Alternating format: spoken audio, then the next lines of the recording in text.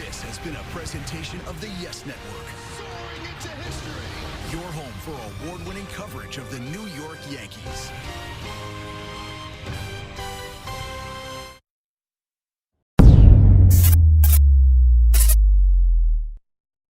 Humid night in New York. Yankee fans hope to put an agonizing Game 2 loss and 0-2 deficit behind them to begin the comeback trail. It's Game 3 of the American League Division Series. The AL champion Cleveland Indians and the host New York Yankees. October baseball back in the Bronx with Hall of Famer John Smoltz, Matt Vasgersian, Tom Verducci, and Ken Rosenthal with us as well.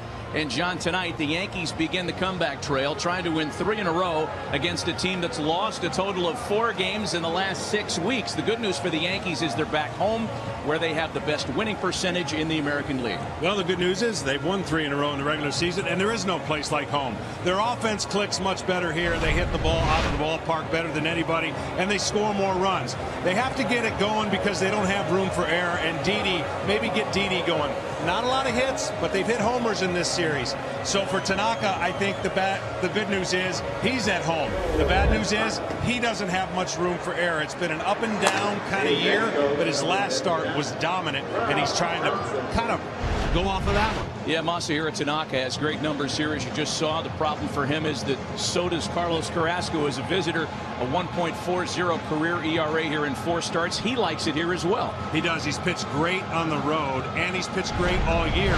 When he starts a game, they just about win. 24 wins in the team when he starts, and like you said, he likes it here, he likes it on the road. The Cleveland Indians are confident. They don't want to play any more games than they have to. They would like to end it right here in New York. Crucial Game 3 in front of us. Our friends at T-Mobile are contributing $10,000 for every home run that's hit, up to $1 million, and for every tweet to hashtag HR4HR during the postseason to support Team Rubicon towards hurricane recovery. Much more in our coverage from Yankee Stadium as we come back in advance of Game 3 next. Welcome back to the ALDS presented by Doosan on FS1 on a very warm October night for baseball. 76 degrees, cloudy, threat of rain coming tomorrow. No threat of that tonight. Yet a warm one here in the Bronx. Well, the Indians lineup without the services of one of their big run producers for Game 3 and possibly beyond. Ken Rosenthal with the latest. Kenny. That Terry Francona told us flat out that Edwin Encarnacion is not available tonight. Encarnacion, though, is making surprising progress in his recovery from a sprained right ankle, and the Indians do not rule him out for tomorrow if that game is necessary. In his place tonight, All-Star Michael Brandt. He has only 8 at-bats since August 8th due to his own sprained ankle, but it gives the Indians another left-handed threat here at Yankee Stadium. Now over to Tom Verducci. Thanks, Ken. Well, the Indians are not testing the power of Aaron Judge. They're testing his patience. 62% of the pitches they've thrown him have been out of the zone. 50% have been breaking balls. Fastballs in the zone, well, those have been rare. In 10 plate appearances, Judge has seen only 9 fastballs in the zone, most of those at the top and outer edge of the zone, and he's just missed them. Now, they know that Judge hammers fastballs in the zone, slugging .907 against them. But tonight, they're making sure their game plan is the same. Handle with care. And it's worked to perfection. The American League home run champion has yet to hit the ball out of the infield. Matt? Yeah, Tom, some would call him due, and of course batting second in right field for Joe Girardi's Yankees tonight. Before we get to that piece of business, let's get to the Indians starting lineup. Here's how they look against Masahiro Tanaka. Francisco Lindor with the big grand slam in Game 2. Leading off at shortstop, as per usual, Kipnis Ramirez and Bruce 2 through 4. Carlos Santana moved up to the 5 spot, the switch hitting first baseman, batting 5th today. Austin Jackson, Michael Brantley in Encarnacion's spot, as Kenny reported. Roberto Perez and Giovanni Urshela round things out for Terry Francona's Cleveland Indians. It is the 28-year-old split-finger fastball specialist Masahiro Tanaka on the mound for the Yankees. His most recent start, his regular season finale, was a dandy. 7 shutout innings, 15 strikeouts, and that total included striking out 10 of the first 14 hitters he faced that day. Yeah, it's been an up and down kind of season, but he's been really good at home. I think the humidity was going to help his split finger. For him to have success, he's got to pound strikes with his fastball. It's got to be down. Anything up, the Indians will expose. But if they can keep the fastball down, then the split in the dirt and low, he'll have success. Francisco Lindor digs in to lead things off for the Indians. It is a boisterous Yankee Stadium crowd on this Sunday night. Lindor's lone hit, the grand slam that began the comeback process in Game 2. A pair of two-time All-Stars started out for the Indians, and Game 3 in the Bronx is underway.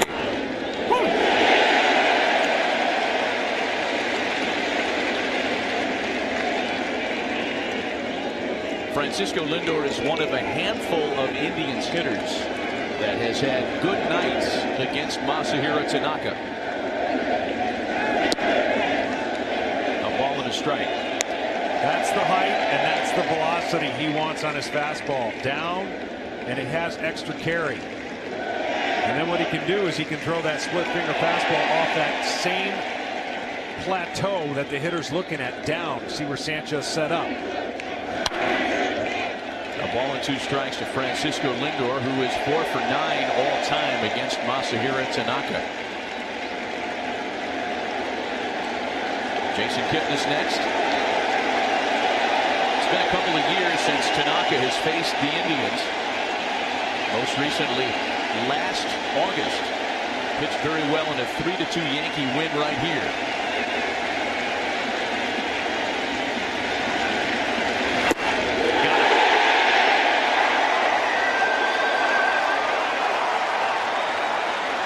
This is exactly what I'm talking about. See, the last fastball set this up. It looks like a fastball on the outside. See the late movement away. When he throws his split, he does not want to get a called strike with it. He wants to make it look like a strike as long as possible, and then the hitters swing at it feebly. So that's going to be a key. That's when he's on his game. And the Indians are going to make sure, or hope to make sure, that they don't have a lot of deep counts tonight. Jason Kipnis 2 for 10 so far in the series. Offers at the first pitch and lifts a pop for the third baseman Todd Frazier. While we're on the topic, let's check the rest of the Yankee defensive alignment behind Tanaka tonight. It is Frazier, Gregorius, Castro, and Bird in the infield. A Gold Glover last year, Brett Gardner in left, Hicks and Judge in center and right. And as per usual, Gary Sanchez doing the catching tonight. Well, I mentioned Didi needs to get going for the Yankees, and so does Mr. Ramirez for the Indians. Always magnified in a short series, whether you start out hot or cold. One of the Indians' leading run producers during the regular season.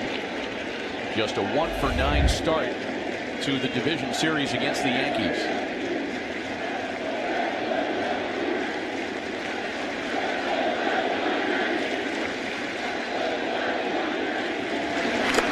It's a ball and a strike to Jose Ramirez.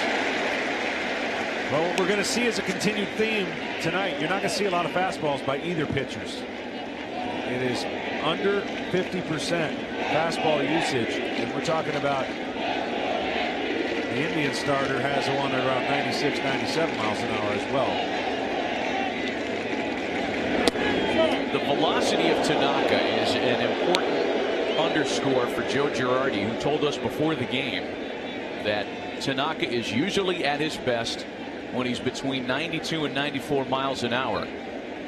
And that number bore out nicely in his last start. He averaged 92.5 miles an hour on his fastball and struck out 15 Blue Jays. 2-2 to Ramirez. You see that small little breaking ball? That's a good compliment to the split that goes away from left-handers. This one starts away and then comes back. So he can spin it with a slower curveball, a tighter slider, and then a split. So he's got the ball going opposite directions for each hitter.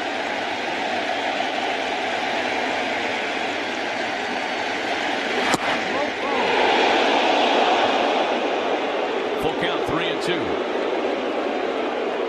Great pitch, and if he keeps putting pressure on the hitters for the Indians, that'll eventually be a strike. But a great pitch and a better take. Full count to Ramirez now. Got him. So the Yankees' comeback attempt from being down 2 games to none starts with an impressive top of the first by Masahiro Tanaka. Time to check the Yankees lineup for Game 3 tonight. Gardner, Judge, and Sanchez off the top. Gregorius and Castro batting 4 and 5. No changes there. Greg Bird at first base batting number 6. Todd Frazier moved into the 7th spot playing third base again tonight. Jacoby Ellsbury will DH. And Aaron Hicks, who's had a nice couple of games to start this series, bats number 9. It is the 30-year-old right-hander Carlos Carrasco on the mound for Cleveland in Game 3 tonight. One of the 3 18-game winners in Major League Baseball this year, coming off a season in which he struck out a career-high 226 batters. He's got all the makeup. He can spin it, slider, changeup, curveball, two-seamer, pitches exclusively out of the stretch. The only time he gets in trouble is when he gets underneath with his delivery, gets the hand underneath the ball and it flattens out. September 5-0 with a 1.48 ERA, so he is coming in on a roll. Gardner, Judge, and Sanchez lead things off for New York. Gardner and Judge both looking for their first hits of the series. A combined 0 for 15 in 2 nights against Cleveland pitching. Flare for shortstop Francisco Lindor, who runs it down. The Indians very good defensively. Jackson, Kipnis, and Bruce in the outfield. The Kipnis in center field experiment's been working out just fine for Cleveland. Giovanni Urshela and Francisco Lindor on the left side of the infield. Ramirez and Santana on the right. And behind the plate, receiving Carlos Carrasco is Roberto Perez. 1 gone for Aaron Judge.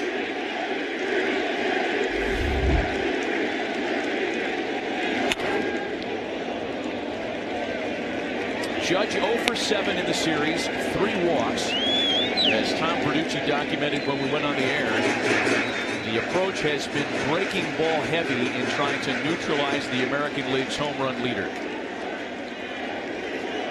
The Indians have pitched him tough. It's not like he's really expanded the zone. And quickly behind 0-2. And those 2 fastballs right there set the plan for the rest of the game. Most of the at-bats have not seen 2 consecutive fastballs. So Judge, early on, seeing the two-seamer in on his hands.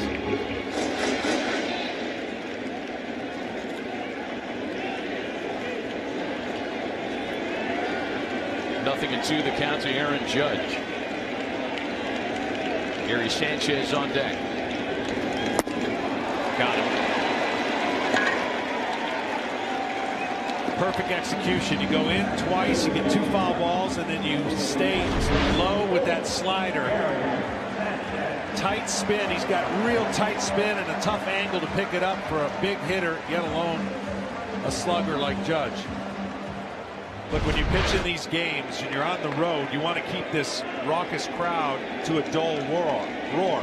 When you're Tanaka, you want them cheering, you want them loud. That's when you know you're doing your respective jobs. Here's Gary Sanchez now, 2 for 10 with a homer in 2 games to start the series. Oh.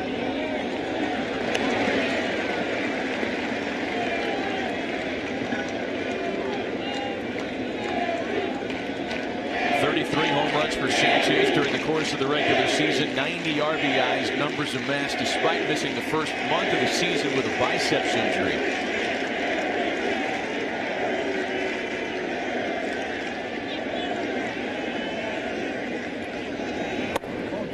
We saw it on the strikeout to Aaron Judge, and John, you talked about this. Carlos Carrasco makes his hay at inducing swinging strikes with his off-speed stuff. These numbers powered by StatCast, presented by AWS.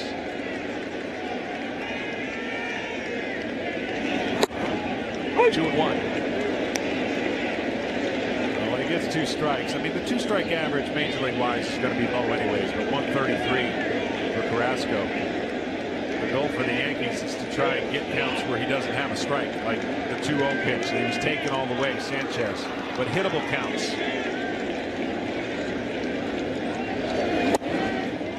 2 balls and 2 strikes. The great plan of a starting pitcher is no different than like a head coach in football where he pre-scripts plays hoping that they're going to win the battle at the line of scrimmage, right? You're hoping you can win at your game plan and then have the hitters adjust off of that. And so far, he's attacked in with the fastball early, and that pitch late. Puts him away with the slider. Back-to-back sliders for strikeouts as Carrasco mitigates the top of the Yankees lineup in his half of the first. On to the second. No score in the Bronx.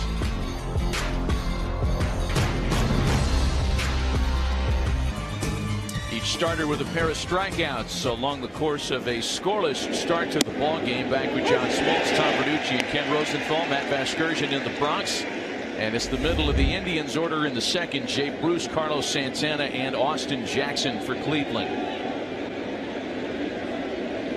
The offensive hero of Game 1.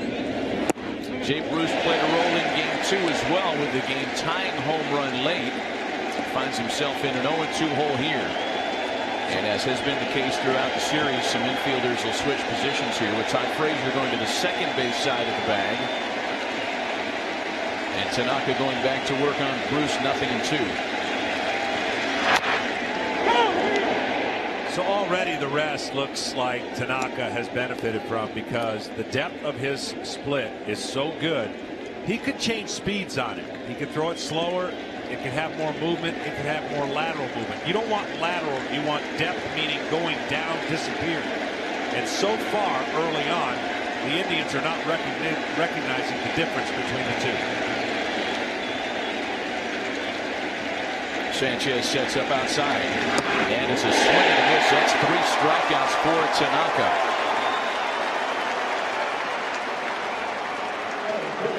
As a hitter, you tell yourself, be disciplined, get the ball up, get the ball up. Well, it looks up there, and then it ends up down out back by the glove. So you got that 0.1 seconds to make a decision and recognizing whether you got to pull the trigger or not. And when a pitcher has late life like Tanaka has early, and he's throwing strikes, that's a difficult proposition. Here's the switch hitting first baseman Carlos Santana, 2 for 8 with a couple of runs batted in to start the series.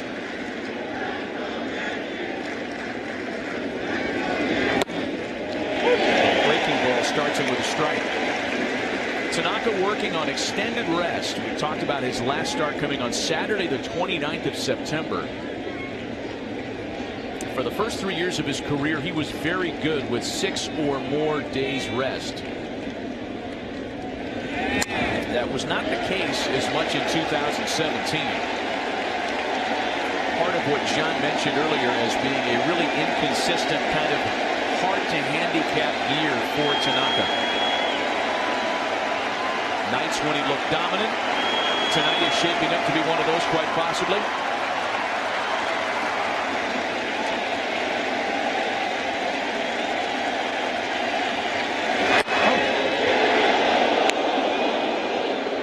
There have been nights this year where Masahiro Tanaka can't keep the ball in the ballpark.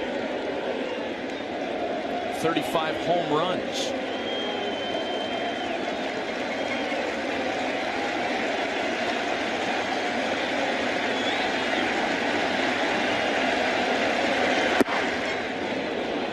Two balls and 2 strikes to count to Santana. Good take there by Santana. He went with the slider down and in. More than likely now he'll expand the zone away with a split away and see if he can get him looking out over the plate. Some good low ball hitters on the Indians. From 0-2 to 2 balls and 2 strikes on Carlos Santana, who wants to think about it.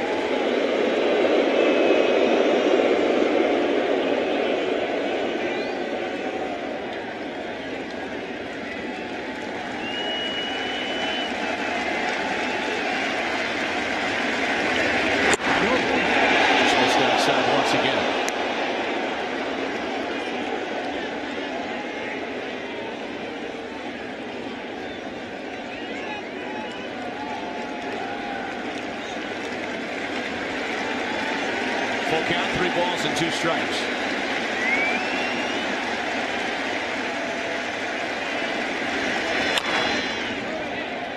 That's bounced up the first base line and fouled. And we talked about the ups and downs of Masahiro Tanaka this year, John. Yeah, it's been very strange. You see that start of the season, and then you see that middle part. Wow, the middle part got away from him. And then you see since the first 9 games, he didn't have more than 6 Ks, and he had a lot of high run games. Then he had a 13 strikeout, followed by again some more runs. So what are you getting? And then he ended the season with 15 strikeouts. It's one of those years where when you add it all up, the numbers are decent, but he had his real bad stretches. They're bad, and his good or beyond belief. 15 strikeouts, no walk, 14 strikeouts with no walks. That's hard to do in a year where he's compiled giving up that many earned runs. There has been a handling of Masahiro Tanaka that has been different than that of any other starter on the staff. Joe Girardi's done his best to give him breaks, use him at home when possible, such as starting him in Game 3 of this series tonight. Santana with a base hit into right field. Snuck it right between the shifted right side. And that's the first base runner of the ballgame. That'll be one of those rare 3-2 fastballs that any of these hitters get to see, and Santana did not come off it and didn't miss it. You mentioned that shift. Bird didn't have much time to react at all. Short porch and right.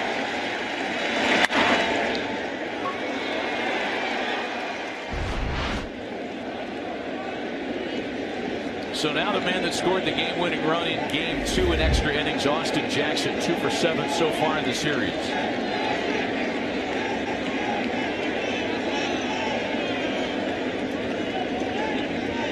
And the first pitch home to the 30-year-old veteran, breaking ball in for a strike. Jackson, a very good breaking ball hitter. Hits .347 against the off-speed breaking ball. And end of the season very hot. It wasn't just the very end of the season either.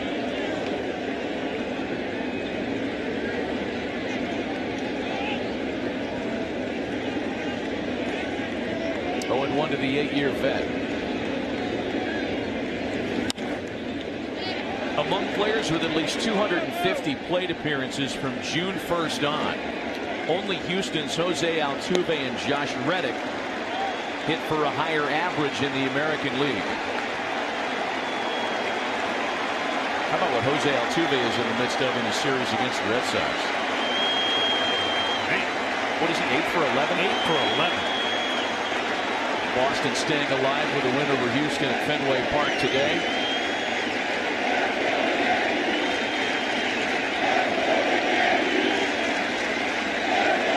Sanchez setting up on the outside corner. The 0-2 misses way out there, and it's a ball and 2 strikes.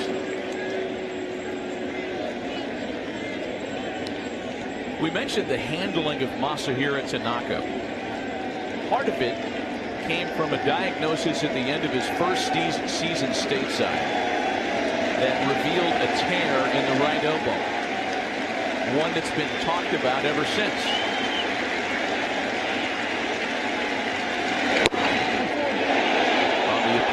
Swing, 2 balls and 2 strikes to Jackson. There were many that thought surgery would be necessary after that tear was discovered. As you take a look at Jackson hold up again, Tanaka's been able to pitch through it.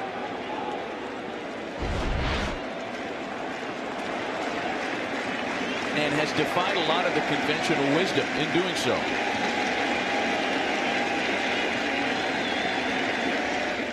Yeah, there's different varieties of what pitchers pitch with. No pitcher's ligament is ever going to look good or be completely 100%. So through rehab, through rest, through different type of treatments, you can nurse that along and actually heal it along and take pressure off of it. And that's what he's been able to do. Jackson bounces to third. Frazier to Castro. Back to Bird. The double play.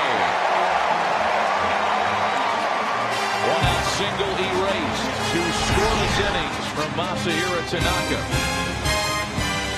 Early in the Bronx, no score.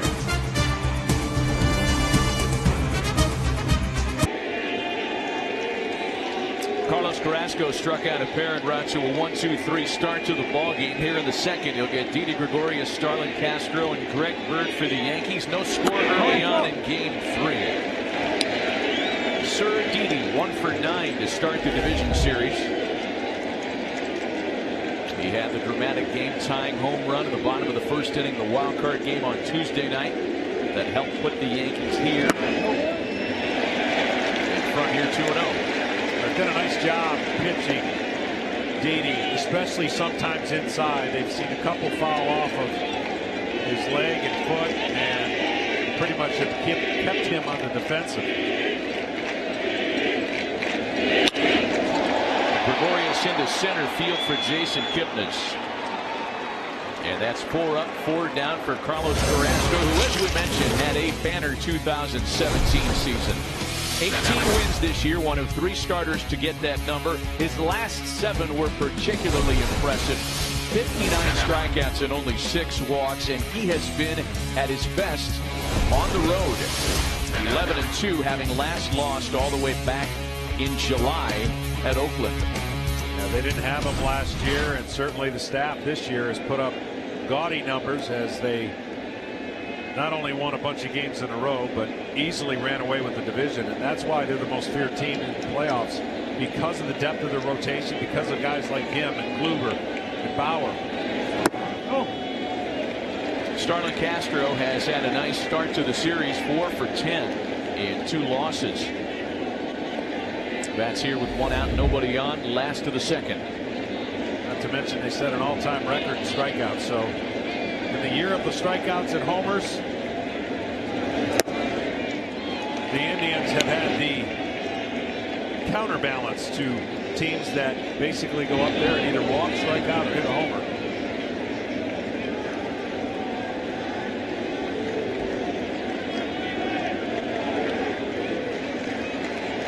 Ball and a strike to Starlin Castro. Greg Bird waiting on deck.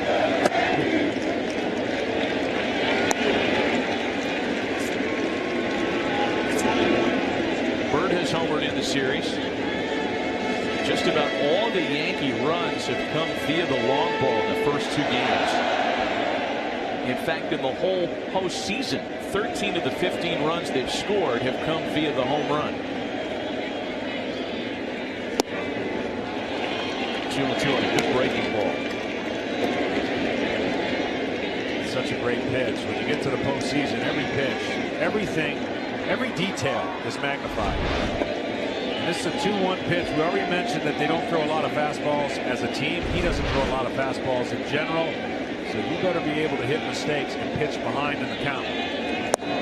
Got him. And that's 3 strikeouts for Carrasco. Not pitching like a guy, Ken Rosenthal, who just a few short years ago was removed from the starting rotation. That's right, Matt. 2014, Indians took him out of their rotation after 4 starts. And Terry Francona says the demotion was the best thing for Carrasco ever. Rays manager Kevin Cash was the Indians bullpen coach at the time. And he told me that Carrasco had a habit of kind of cruising along in the low 90s earlier in games, figuring he can get to 94, 95 in the later innings. Problem is, he didn't always get there. So Cash and pitching coach Mickey Callaway said, listen, Carlos, you've got to be aggressive early in games. You've got to attack as a reliever. 1 inning, 3 innings, or 5, just keep going.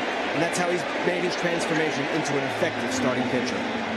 The Yankees have their first base runner in the game the hard way, if you ask Greg Bird, as he's hit by a pitch.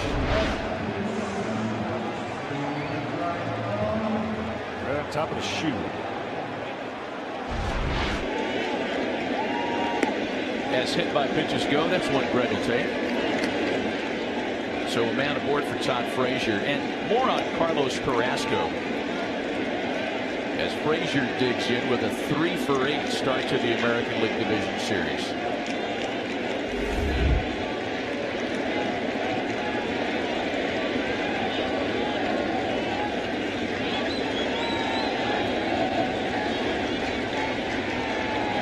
Two out with the runner aboard.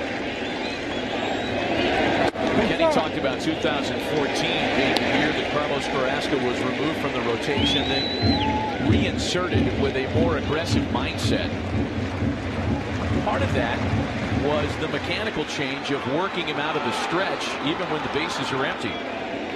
A lot of times you hear about pitchers going to the stretch just to clean up the mechanics, but for Carrasco, the intent there was to keep him aggressive, more of a mindset thing than a mechanical change.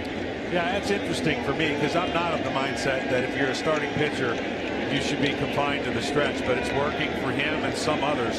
To your point, sometimes and most times it's a mechanical issue to condense the moving parts. Hard to argue with the results. Since 2014, one of the lowest ERAs in the American League.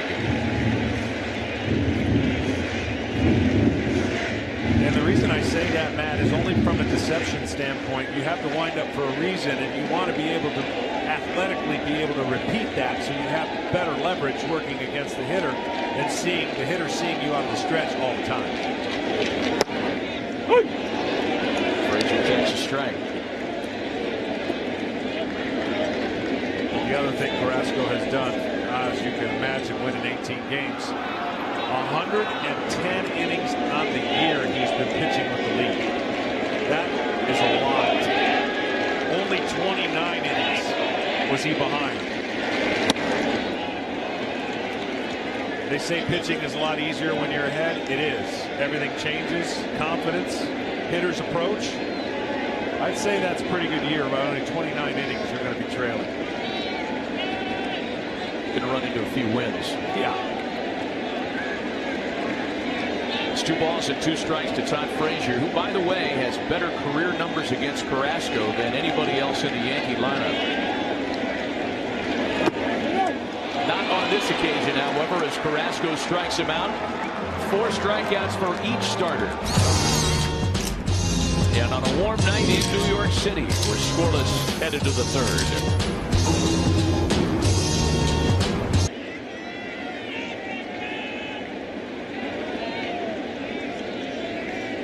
Welcome back to the ALDS presented by Doosan at FS1. Scoreless as we start the top half of the 3rd. And Michael Brantley leads things off for Cleveland. Brantley, Perez, and Urshela. Bottom 3rd of the order against Masahiro Tanaka, who has been stingy to start the night. He's allowed just the base hit, and Carlos Santana was erased on a double play ball and at bat later. That's the approach. It seems easier sitting at home going, if you're wondering why can't guys just go up there and not swing at the ball and make them throw strikes? Well, the movement does a lot, but you do have to make Tanaka throw strikes for you to be successful. And just as I said that, he throws a breaking ball and Brantley expanded the zone. So 3 straight out of the zone, 2-1 count.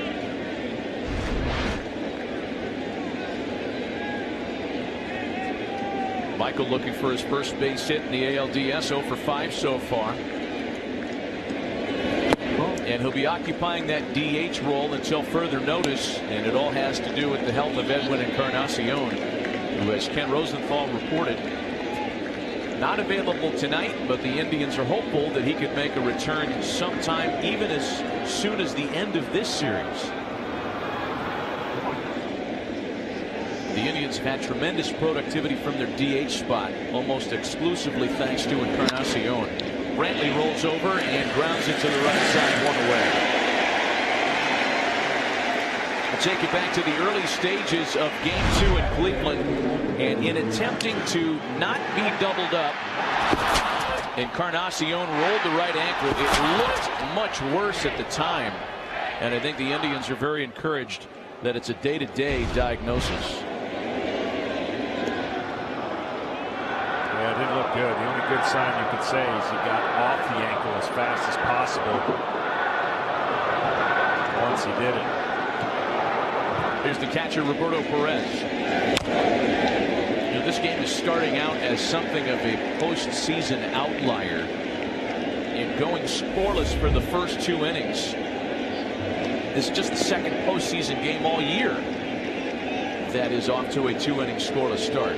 Game 1 of the Cubs-Nats series was scoreless after 5, but this postseason has been distinguished by a lot of runs and a lot of home runs, specifically. 0-2 the count to Perez. Entering today, there have been 22 home runs hit in the postseason.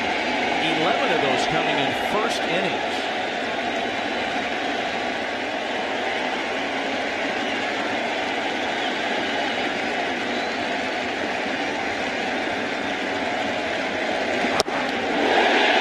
Finished off Perez. That split finger fastball appears to be a good one tonight, Tom Verducci.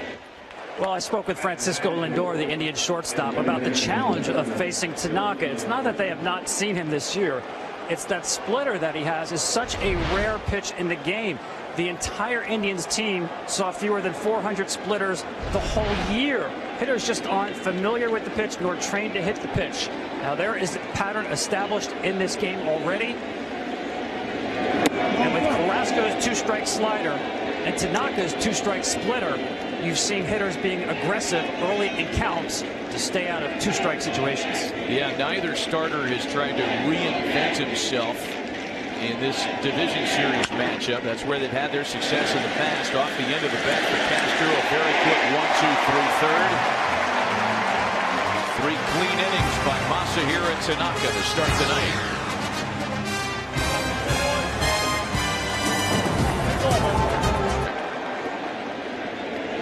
Bottom half of the third, Jacoby Ellsbury, Aaron Hicks, and then top of the order, Brett Gardner. Outside. Both starters off to a strong start this evening. Ellsbury 0 for 7 in the postseason, making his second start in the division series tonight. That's where you want Ellsbury swinging at it if you're a pitcher. What Ellsbury would like is a fastball up, out over the plate. Not in, but out over the plate where he can do a little bit more damage. The ball down, the ball coming in towards him, breaking. He swings over the top. That missed upstairs. And it's 2 balls and a strike to Jacoby Ellsbury, who had been hitting .241 through August before a very good month of September. And there's the zone that John's talking about. Crowding him looks like the best way to retire him.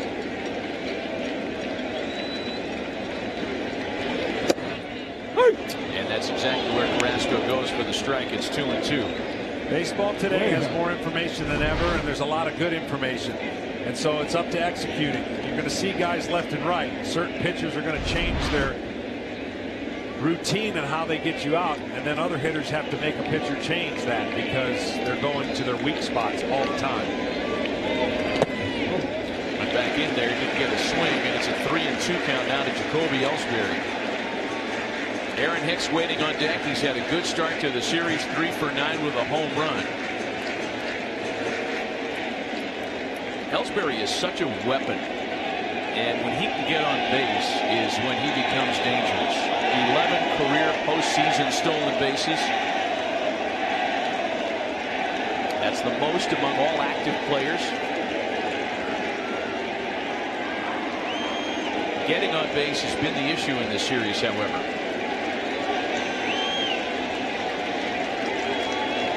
The 3-2. He lost him on ball 4.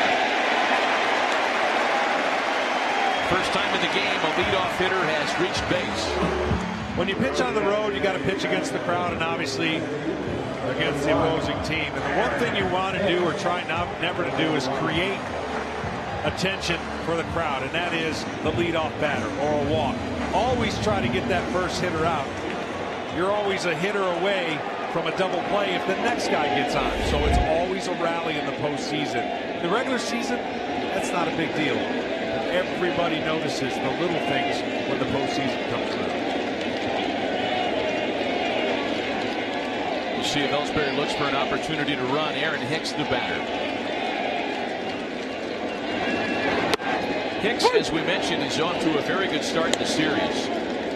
In fact, the 3 hits puts him in pretty good recent franchise company.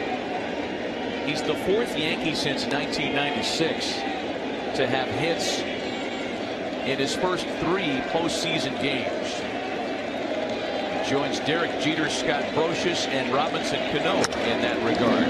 Little rollover bouncing ball here. Ramirez to Lindor to Santana. The double play. That's a great double play for a guy that can run from the left side. And a huge double play. Hard to come by in the postseason, but when they do, what a feeling that is for Carrasco.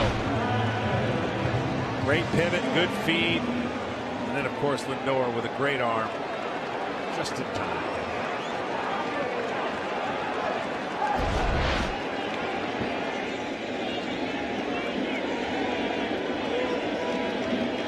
So 2 got bases empty now for the top of the order, Brett Gardner, who looks at strike 1. Gardner popped the shortstop to start the home first. He's the guy for me that can get it going for the Yankees, because not only do you have thunder behind him, but he can do so many things on the bases. So getting on base, of course, here 2 outs, a lot different than leading off an inning and using his legs.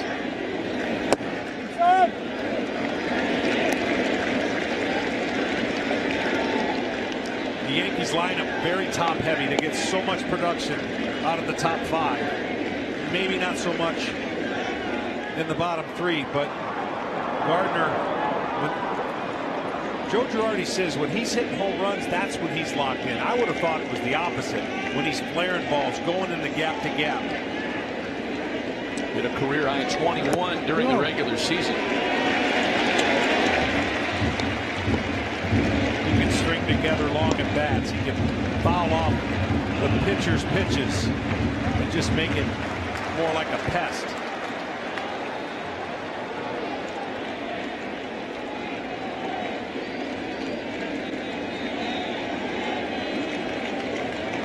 Two balls and a strike to Gardner.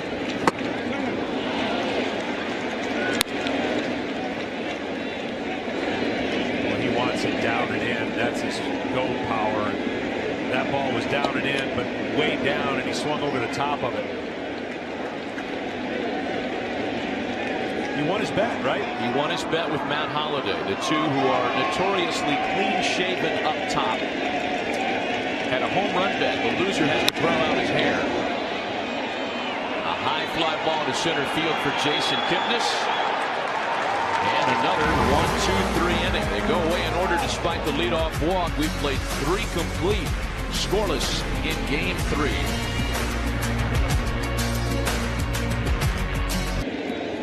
Top of the order in the Cleveland half of the 4th, Lindor, Kipnis, and Ramirez against Masahiro Tanaka, who has allowed just a single and struck out 4 his first time through the lineup tonight. Scoreless as we start the 4th inning in the Bronx. He's been real good. He's taken no stress so far into any of these innings. Kept his crowd, his team in it. Just don't want to buckle first.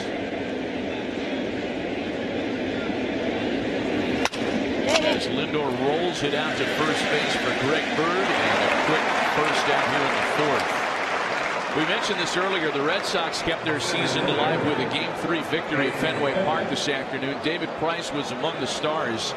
And if you date back to the end of the regular season, the special weapon, David Price, that is the super reliever, has gone 15 1/3 scoreless and made a big difference today. Yeah, you saw they were down early. This all gets us into a big day of baseball tomorrow, starting on FS1. Astros and Red Sox coverage begins at noon Eastern. And TBS has the Nationals and Cubs game 3 if necessary. Game 4 of this series, 6:30 back here on FS1. Luis Severino and Josh Tomlin tentatively scheduled to go tomorrow. Game 3 of the Dodgers Diamondback series in the desert's going to be a good one tomorrow night. The late one, Yu Darvish and Zach Greinke. A strike to Jason Kipnis, a ball and a strike.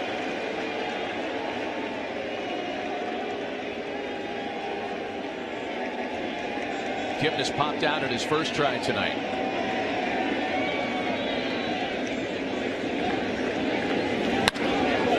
Well hit to right. Judge back, and he can't make the play. Kipnis is on his way around second. And he'll get to third without a play.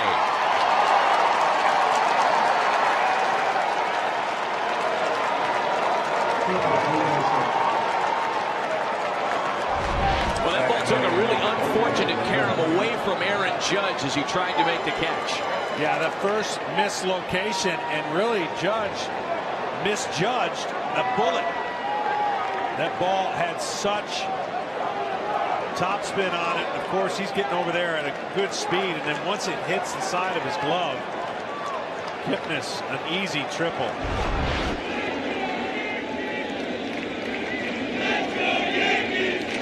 So an opportunity now for Jose Ramirez, who's just 1 for 10 to start the series. The Yankees play the infield in with 1 out in the 4th. It's the first triple for Jason Kipnis in over a year.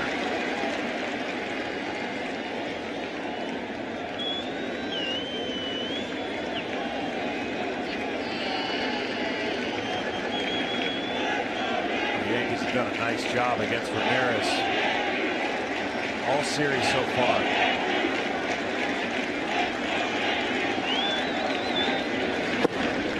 A 280 hitter with runners in scoring position. A ball and a strike now to Jose Ramirez. He's not a jumpy hitter. We talked about it earlier, how he does everything with good balance from both sides of the plate. So you want a jumpy hitter. You want an aggressive hitter, especially Tanaka, with the way that he can pitch out of the strike zone. Because he is really trying to get a strikeout or induce a soft contact ground ball to the drawn-in infield.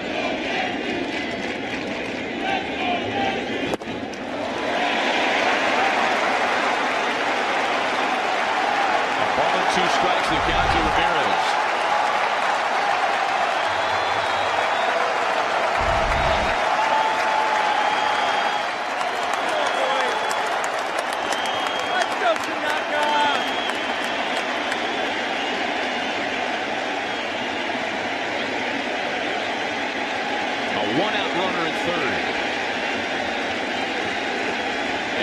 Pitch on its way.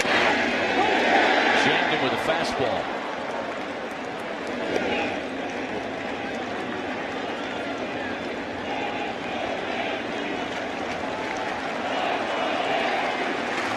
Well, you just get the sense that Jose Ramirez saw something other than a splitter and he was in swing mode. That ball was up around his eyes. Yeah, one of the rare times Tanaka will go up. He misses his guard, does Ramirez. The foul ball just above that shin guard.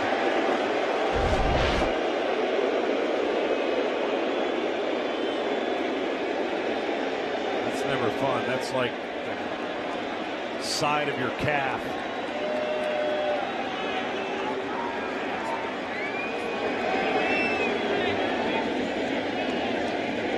That's a guy that Terry Francona simply cannot be without. I don't know how they can tell if he's okay. Did you see him say anything? No. He doesn't say much. He just made that look. That kind of, yo, what's up? That's kind of his look.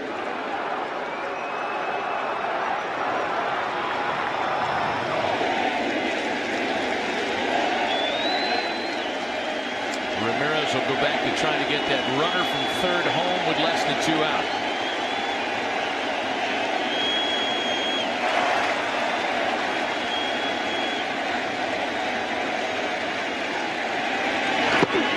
There are stats on such a thing. That is to say, a hitter's success rate with a runner at third and less than 2 away. And that runner scored in 11 of 24 chances with Ramirez at the plate.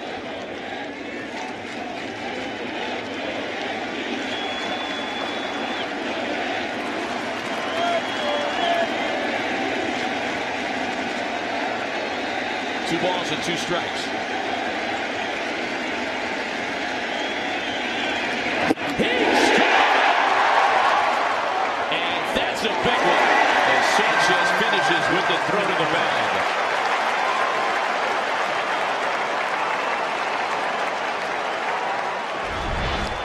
Tanaka stayed stubborn and stayed down.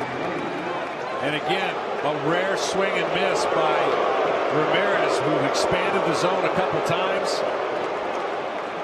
A huge strikeout early. This actually is a pretty good matchup for Bruce. His strength is down in the zone, but that's also the strength for Tanaka. So what do you do if you're a pitcher? You got to lower that zone even more and entice Bruce to lower his. Bruce struck out in the second.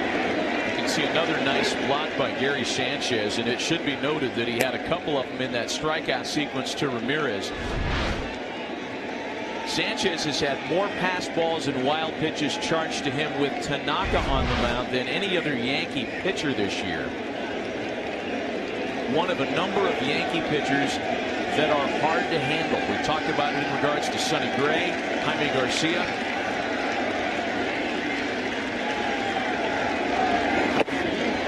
Bruce late, it's 1-1. That's how you do it. Bruce likes the ball down there. He's got power that way. You just got to go lower.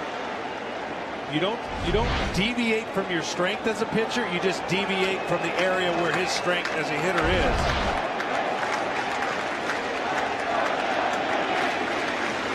Oh, that is a very unpopular sign at this ballpark today. Defiant Mets fan.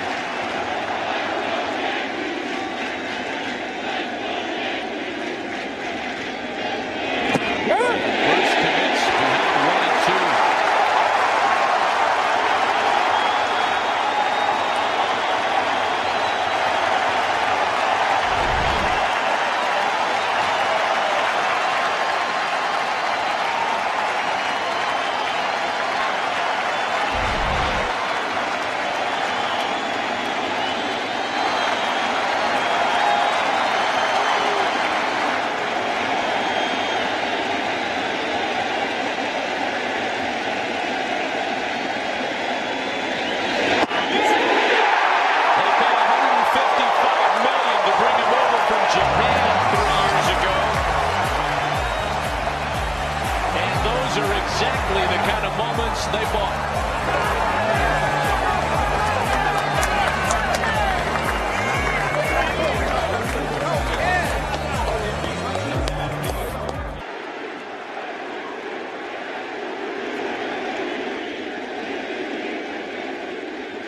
Yankee lineup hoping to carry some of that momentum into their swings in the bottom of the fourth. Masahiro Tanaka with a big moment. Runner at third with one away, shuts the door with strikeouts against two very good hitters, Ramirez and Bruce, and it keeps it scoreless as we hit the bottom of the fourth. Judge, Sanchez, and Gregorius here in inning number 4. Inside. When a team scores a run, the next inning is the most important inning for a pitcher to shut him down when your team rewards you with a run. The Indians didn't score a run, but the crowd and the moment was big. So you have to come back out and dim that moment. In other words, throw up a 0, get the crowd back out of it. That was a huge spot for Tanaka and of course the crowd. And so now facing 2-3-4, Carrasco's got to shut him down and make them feel like they still don't have a chance.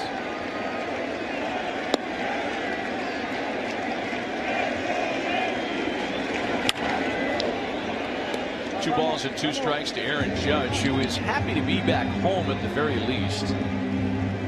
He, like a number of his teammates, with a better line in his home road splits here at Yankee Stadium. But last 15 in particular, so good here. And more importantly, the team went 13-2 over that period.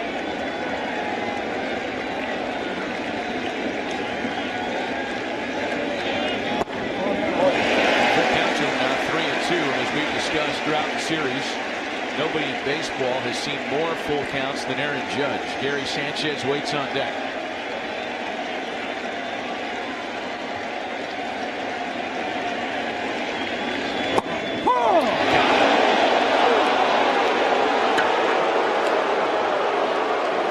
That's a tough one for Judge because of his height. He thinks that ball's down. He might have an argument, but a great 3-2 pitch by Carrasco. See where the ball ends up. He probably feels like that's a ball 4. And CC and the rest of the guys feel like, look, he's 6'7". He'll go take a look at it just to verify in his own mind, but a good take nonetheless. It just didn't result in a walk. So now Gary Sanchez, who was also a strikeout victim.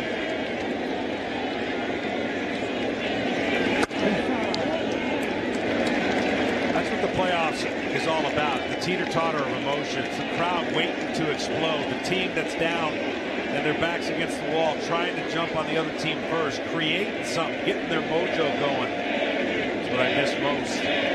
You don't get that in a regular season game. You just kind of go through, not that you go through the motions, but that every at-bat and every pitch doesn't have the intensity that it has right now. And certainly the Yankees wanting to give their home crowd, this crowd waiting to erupt.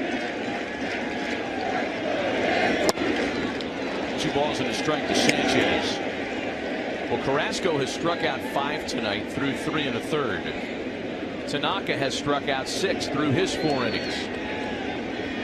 Each starter on a pace for a double-digit strikeout night, and it doesn't happen very often in postseason history where each starter can claim that in the same game. Sanchez with a shot to shortstop. In the hole is Lindor with the throw there, plenty of time.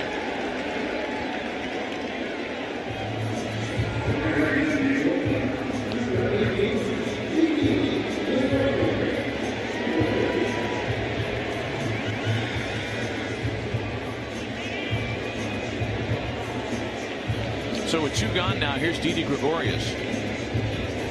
You know, back to that strikeout story, prior to 2015, it had only happened once in postseason history when both starters struck out 10 or more in a game. And that was in the 1944 World Series. Mort Cooper of the St. Louis Cardinals and Denny Galehouse of the Browns. Remember that one? This strike zone was big. I remember that like it was yesterday. The strike zone on the left side especially. But that's a surprising thing because we're conditioned to all these legendary postseason pitching performances, Gibson versus Lolich, etc., etc. But for each guy to punch out double digits just doesn't happen. And in today's game, when starters aren't around long enough. Exactly. It would happen a lot more in today's game, but we're not training guys, and everybody's scared to death to leave a starter in. So the bullpens have a lot of ammunition, and all the managers want to use it as fast as they can. So it seems. CC Sabathia so good in game 2. The comeback happened on the bullpen's watch. 2 balls and a strike to Didi Gregorius. The gauges that the pitcher looks at and the hitter looks at is one of these. The pitcher's looking, how aggressive are the hitters? That affects my pitch selection. If they're going to be aggressive, I don't have to throw strikes. For a hitter, how good's his stuff? Can I lay off of the balls? And Gregorius has a base hit, the first of the night for New York.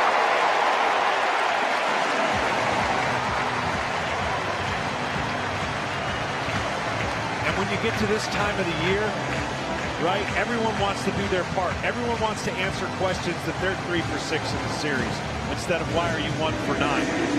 But the reality is there's times you can go up there with the bat and never swing and you're going to get your ball. But it doesn't happen a lot. Guys want to swing. And so the aggressive, really good stuff pitchers are going to make a living off of those kind of guys. Here's Starlin Castro now. His 4 hits through the first 2 games of the series lead the Yankees.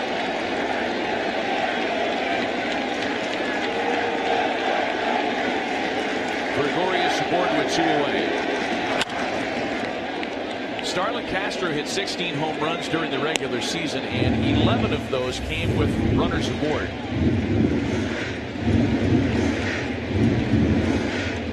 He'd much rather hit a fastball than a breaking ball because he's geared with that open stance. He's looking to drive the ball gap to gap. Good right field hitter as well.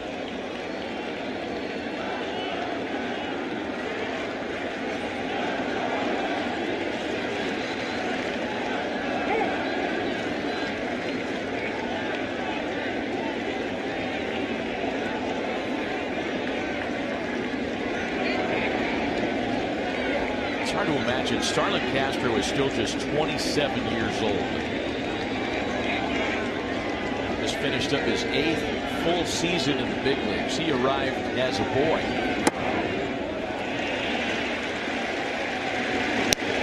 In fact, among players aged 27 or younger, nobody has amassed more base hits than Starlin Castro.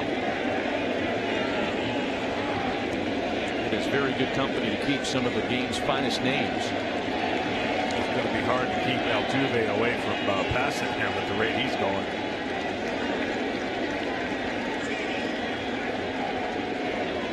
Perez wants it on the corner, and it's spoiled away, a ball and 2 strikes. So the last 2 has been underneath, and Perez is going to go talk to Carrasco. The last 2 pitches of Carrasco, he got underneath it, pulled the sinker, and then hung the slider.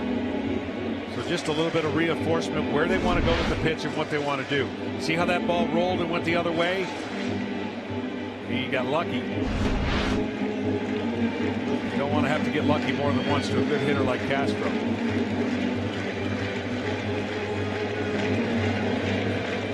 Left-handed hitting power threat Greg Bird waiting on deck with 2 gone. A ball and 2 strikes to Starlin Castro.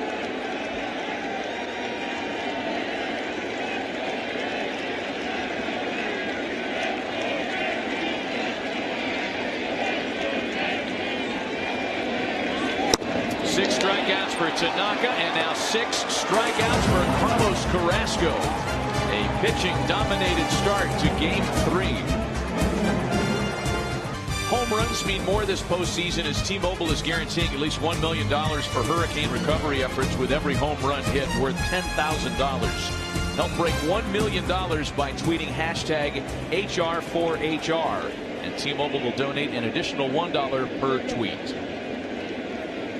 No score, top of the 5th, as Carlos Santana leads things off for the Indians. Santana, Jackson, and Brantley against Masahiro Tanaka, who has struck out 6 in his first 4 innings tonight. Struck out 6, hasn't had to use the fastball too often, and he's getting the Indians hitters, which they are the toughest in the American League to strike out, look very vulnerable. The last postseason game at Yankee Stadium that went scoreless through 4 innings was Game 2 of the 2012 ALCS. Yes, it was on Joe Girardi's watch when he had Hiroki Kuroda and the Detroit Tigers had Anibal Sanchez. Tigers ended up winning the game 3-0. 2 balls and a strike to count to Santana.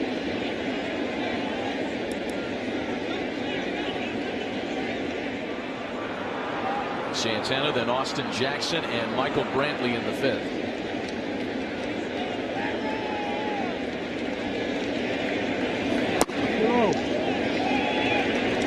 Coming off the day off yesterday, bullpens are fresh, though there are perhaps a few more emotional scars in the Yankee bullpen after the big lead got away in Cleveland 2 nights ago.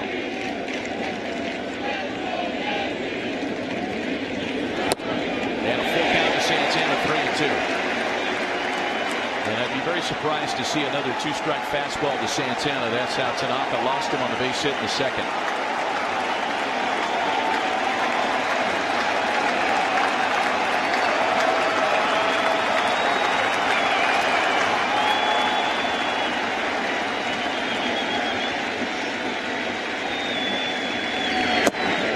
He lost him on ball 4.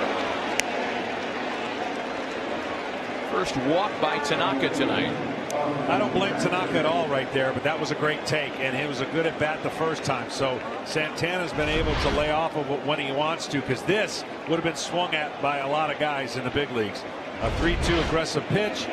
He gets the walk, pass the baton on. The teams that do that put stress on the pitchers, especially this time of the year, have a better chance to crack the scoreboard. Here's Austin Jackson now. He grounded into the double play that ended the 2nd inning. I used to say if I had one wish when I was pitching, the only wish I would want to have, one gift, was is the batter prepared to swing on that given pitch?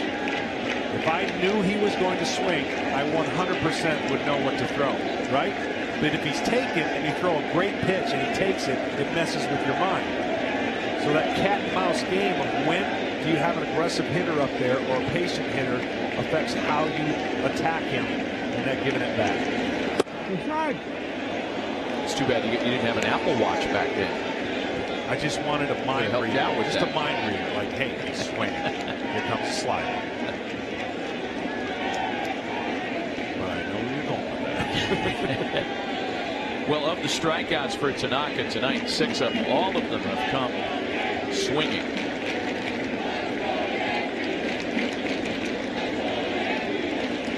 Six strikeouts, 1 walk. I think that's a ratio most would be satisfied with. Jackson yanks one foul. And in fact, that ratio for Tanaka is closer to, if not right at, 7-1. And when he's at home, it's among the best in the American League. It's among the best in baseball.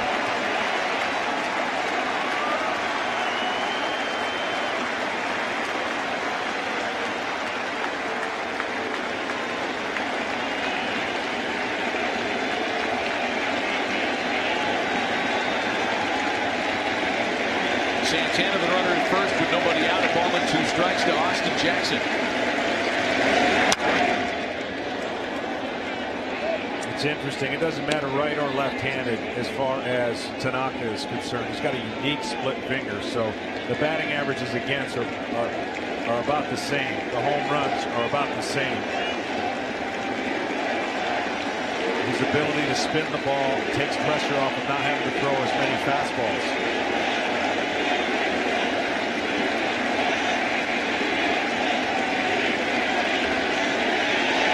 When you throw a 2-seam fastball or a 4-seam fastball, it's coming off your fingertips. You want backspin. 2-seam, you want movement. When you're throwing a split, it's on the inside part of your fingers.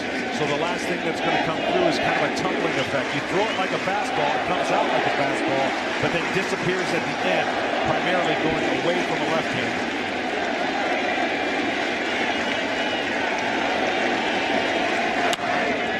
Jackson hanging around on another one that'll get into the seats. So the reason we don't see a lot of them in the big leagues, we don't have a lot of pitchers who throw split fingers. It's going to come out of the exact same slot. You don't want to lower your hand or release at all, because then that's going to flatten it. And he has a kind of cups the baseball, does Tanaka, when he throws it. So when he's on, everything's heavier with his fastball. But you'll see in the back of his, when he gets ready to throw, his hand is going to cup the baseball. A little bit different when it comes out of his glove. Still a ball and 2 strikes.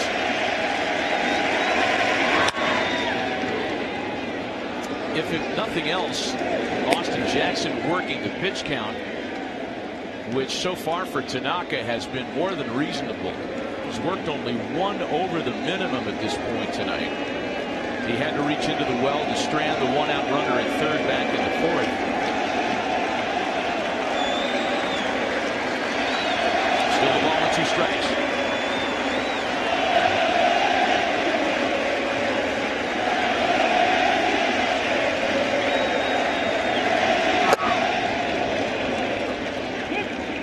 Two and 2 to Jackson with Michael Brantley waiting on deck. In a game like this, a 1-out walk, a leadoff walk, as was the case, that constitutes a rally. It's amazing. People ask me all the time, what's the difference? That right there. A runner on, an error, anything. It's a rally. Fans are standing.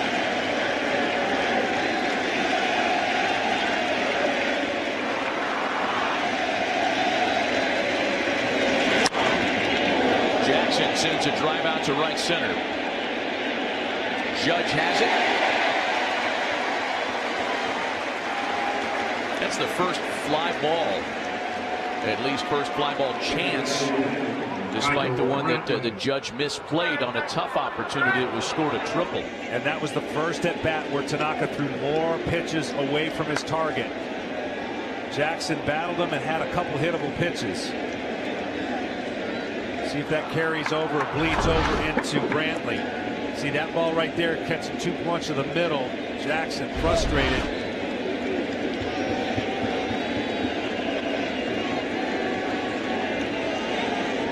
Michael Brantley looking for his first hit of the postseason, 0 for 6.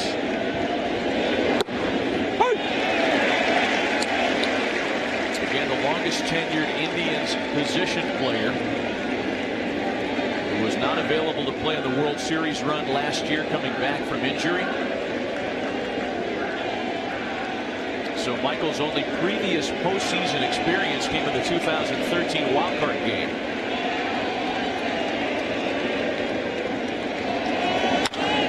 Bouncing ball to second. And the team that turned the fewest double plays in the American League this year has turned a couple of big ones tonight.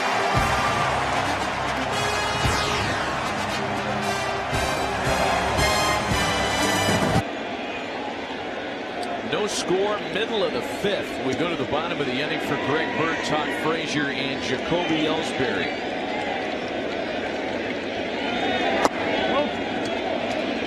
Carlos Carrasco and Masahiro Tanaka matching one another pitch for pitch tonight.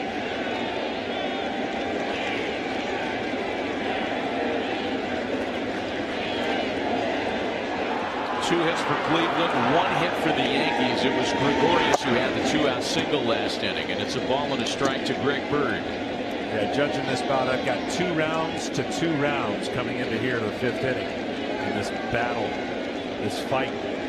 That's what it would be like. Each guy having moments. Tanaka's done everything he could do.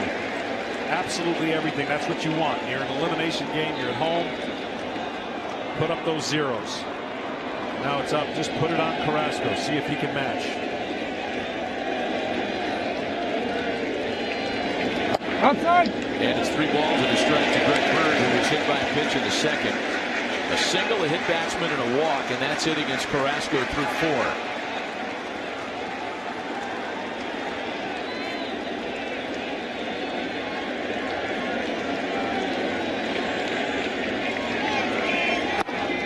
Full count now.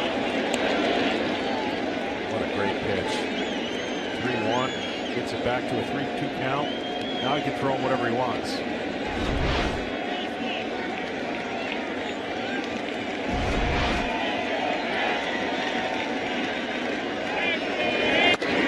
Got him. 7 tonight for Carlos Carrasco. And I'm telling you what, that looked like a filthy changeup at 90 miles an hour. That's unreal, where it's in the zone and gone. And Bird really, you just tip your hat.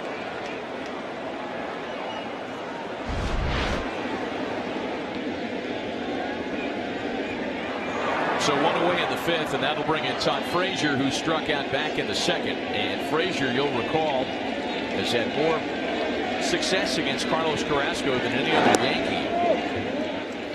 9 for 23 in previous meetings. 6 of the 9 hits came on fastballs.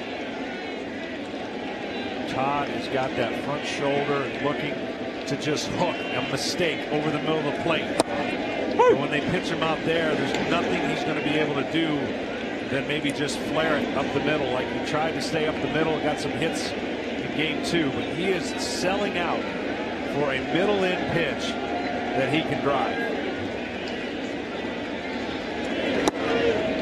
Right on the corner once again to put Frazier behind 1-2. You know, Carrasco's thrown only 5 first pitch strikes to the 16 batters he's faced, and he still struck out 7 tonight. Jacoby Ellsbury waiting next.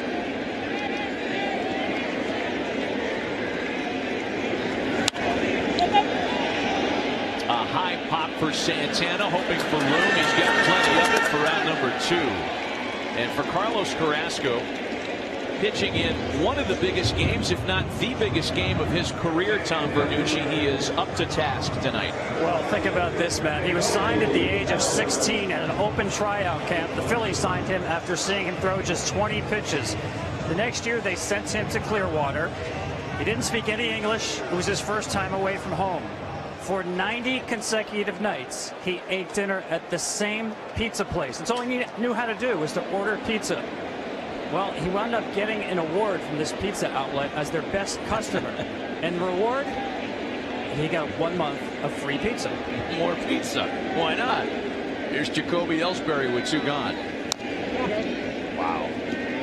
Yeah, Carlos Carrasco, after his not long after his pizza eating days, traded by the Phillies, of course, to the Indians. One of the 4 young players that was sent to Cleveland in the Cliff Lee deal. One that the industry thought at the time was a lopsided win for Philly. And here is Carlos Carrasco still pitching some years later and pitching the Indians in the postseason. A bouncer to second base for Jose Ramirez, who bobbled, recovered, and got his man. Another 1-2-3 inning to the 6th.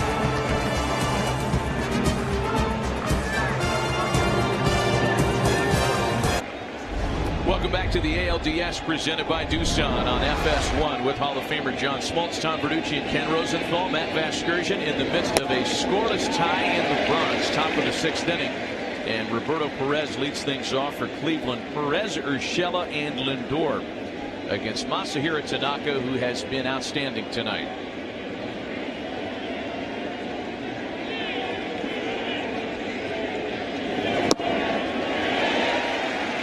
Well, as proof to what we were talking about earlier, StatCast powered by AWS tells us about fastball usage for Masahiro Tanaka. And it's fewer than only R.A. Dickey in terms of percentage.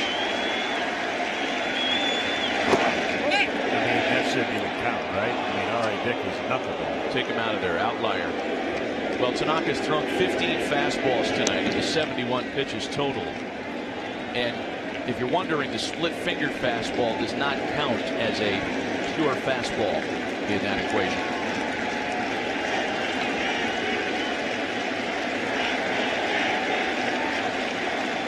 One of the 6 strikeouts for Tanaka came to Perez back in the 2nd.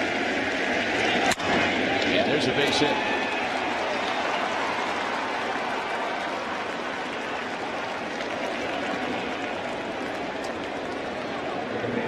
Well, he stayed firm with the sliders, and that one just caught an up of the plate. Sounded like it might have broke the bat. But Tanaka gets better with each out. So, in other words, as we watch this off the end of the bat here, with nobody out, which is what it is right now, 293. When he has 1 out, it goes down to 243. When he gets to 2 outs, it's 226. And it's been tough tonight with runners in scoring position. Giovanni Urshela grounded out in the 3rd. He is one of the better bunters on Terry Francona's team. Swinging away here, lines to Judge in right. And there's 1 away. The 6th inning for Tanaka is an important one for the Yankees in that when he goes 6 or more, the team is 15-4 this year. And that includes winning their last 5 when Tanaka goes at least 6. Well, he's given Joe no reason to even think about the bullpen yet, but this is when you start thinking about it in case runners get on and you need to get out of a jam.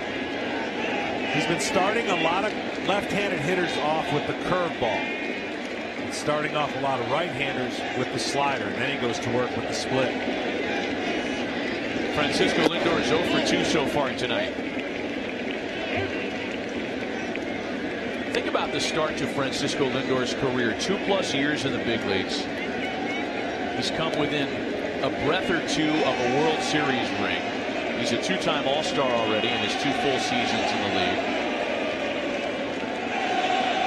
He's already done some big things in the postseason stage.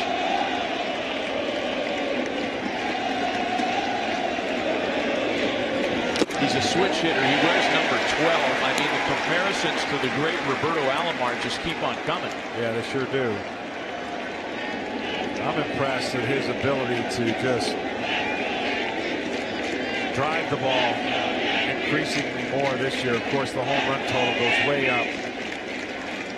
average was down for a little while, and then he picked that up, but the power numbers through the roof.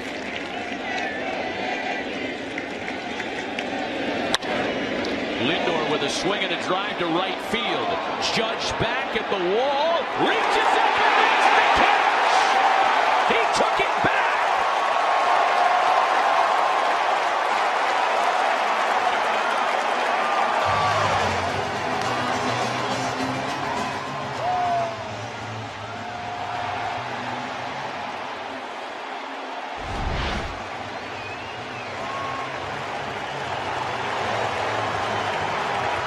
Use the entire wingspan, and it's a big one. That's a home run with any other normal-sized human playing right.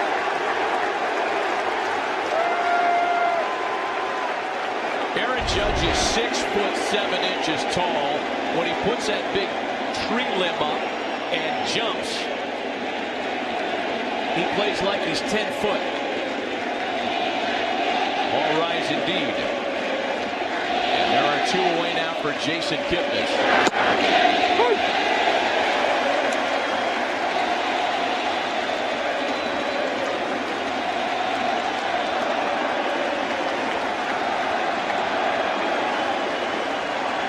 So it is a defensive moment that re-engages the sold-out crowd.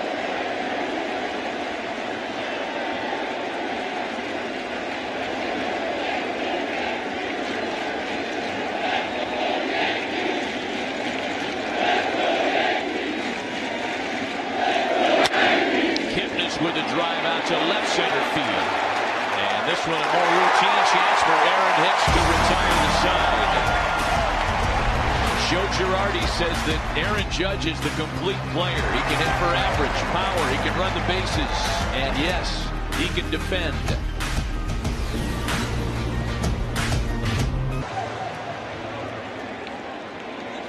Budweiser game summary is all about starting pitching. Masahiro Tanaka and Carlos Carrasco have combined to work scorelessly through the first 5.5, striking out a combined 13. It is the longest scoreless start to a postseason game this season, eclipsing Game 1 of the Cubs Nationals Division Series opener. Aaron Hicks leads things off in the Yankee half of the 6th. It'll be Hicks, Gardner, and Judge.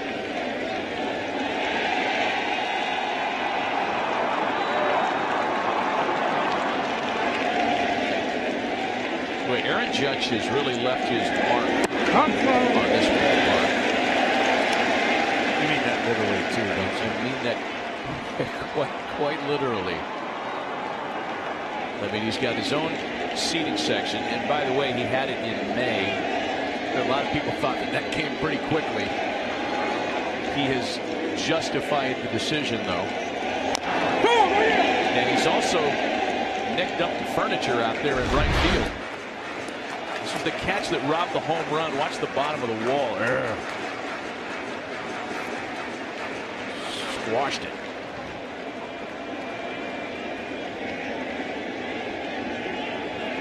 Where do you find a contractor in the Bronx at this hour?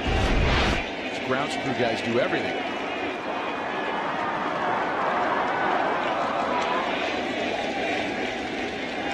Two balls and a strike to Aaron Hicks.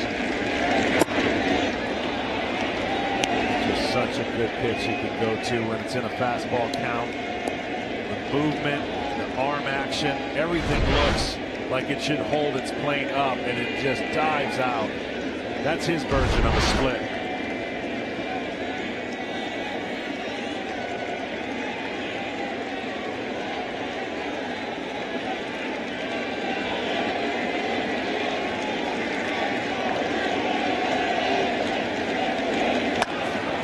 The end of the bat, that's going to be a tricky play with funny English on it. Urshela has to put it in his pocket. And the Yankees have their leadoff hitter aboard.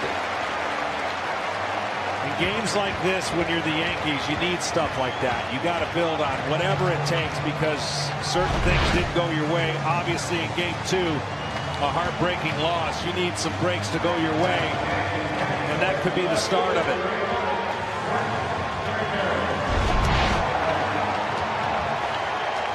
You're looking for anything, and then you're hoping the next guy builds on it.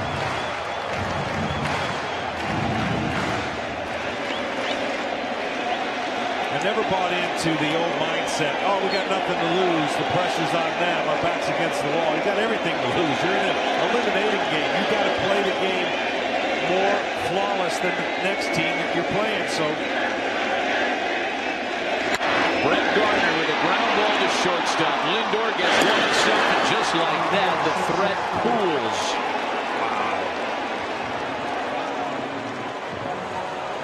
I mean, Gardner hit that one on the screws.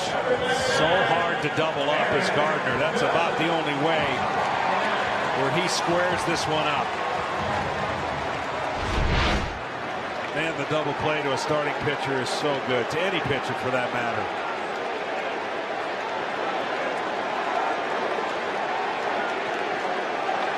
And the parallels on both sides of the scorecard continue. 2 double plays turned by the Yankees, and now 2 double plays turned by the Indians. These fans would love to see Judge get a +2. Take one away and put one on the board. 2 strikeouts tonight on Judge's line. 0 for 9 in the series. The Yankees have put the leadoff hitter aboard twice tonight, and on each of those occasions, the next batter has grounded into a double play. And give that man all the credit.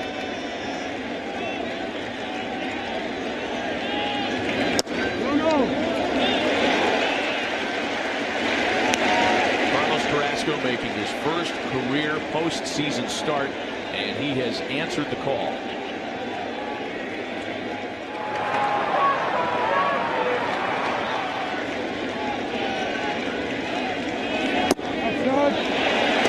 Three balls and a strike. Gary Sanchez on deck. He too is hitless tonight.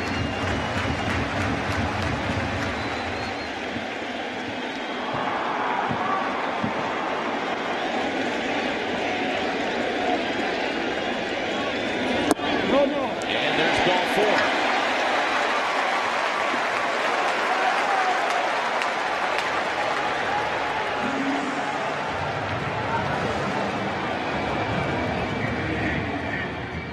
So the inning stays alive for Sanchez, who has struck out and grounded to shortstop. That's what you got to do, and for Judge to take those pitches, that's what he has to do for his team to be successful. There's Sanchez, it's on you to try to find one that's over the middle of the plate, find the gap, or over the wall. This place will be upside down. 20 home runs in his 52-game audition last year as a rookie. 33 more in his sophomore campaign.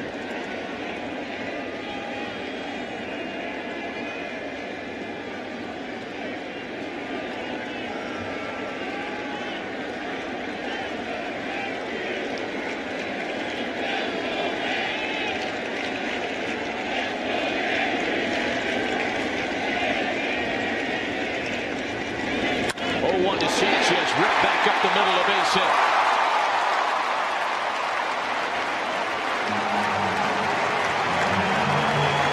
Sanchez keeps the line moving with 2 away.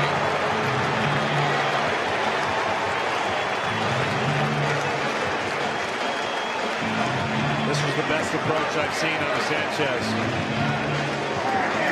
If he gets a mistake middle in, that swing would have produced a double or a home run, but it was a good pitch away, and he went right up the middle with a bullet. They tried to go in. Watch where the pitch is. Away to lower middle, and he didn't try to do too much. Rocket.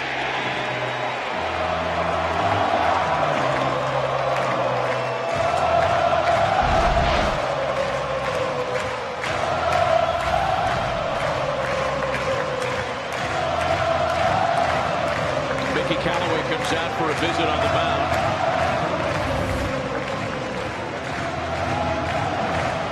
And with Didi Gregorius, the scheduled hitter, the first activity by either bullpen all night is left-hander Andrew Miller. Gregorius cashed on the first Yankee hit tonight. It was a 2-out single in the 4th.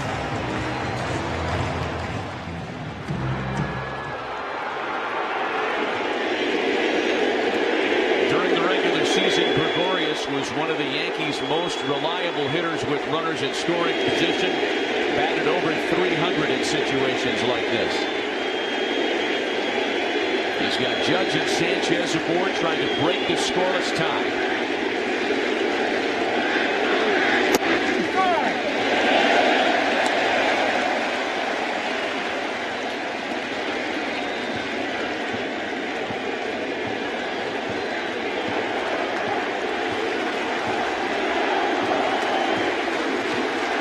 Judge walked, Sanchez singled with 2 out.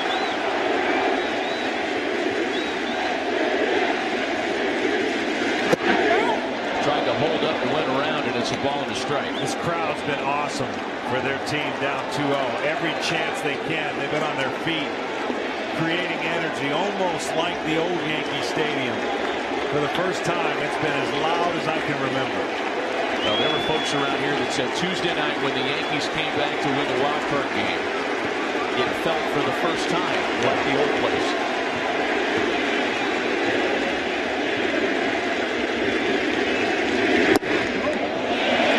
Two balls and a strike to Gregorius. And that's what I used to remember in the old stadium. You just had to keep it to a dull roar because they were right on top of you, and they were loud, and it was such a home field advantage. Stadiums change, the environment's changed a little bit, and now the Yankees are back in a position where they hope this will be the norm.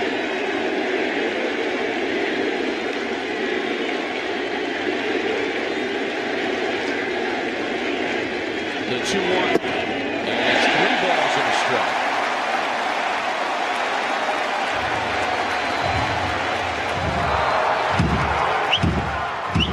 Well, statistically speaking, over the last 5 years, the home team has won only 53% of postseason games. But this is a whole different feel. An elimination game. Masterfully pitched by both starters. And you can really feel a home field advantage now. They're loaded with 2 away.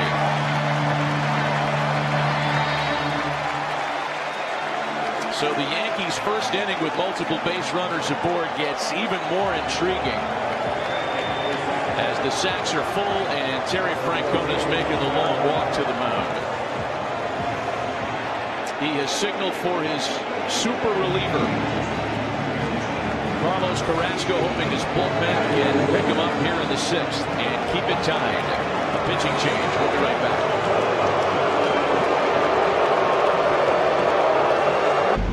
Welcome back to the ALDS presented by Doosan on FS1. And we are in for a big moment. The bases are loaded with 2 out. And the Indians have gone to the bullpen. Carlos Carrasco was terrific in his postseason debut. 5 2/3 scoreless baseball to date. The runners aboard are his responsibility. And it's Andrew Miller's responsibility to try to keep this game tied at 0. Nasty, nasty, nasty is all you can say about this guy. 071 are right-handers hitting off of his slider. That's his go-to pitch. Can Castro stay off of it? Opponents with the bases loaded against Andrew Miller are just 1 for 15 with 10 strikeouts. Last year's ALCS MVP and All-Star again in 2017. And he's trying to strand the combination of Judge, Sanchez, and Gregorius. Castro might have got a nice little gift on that first pitch. That looked like a real good backdoor slider. But called off the plate for ball 1.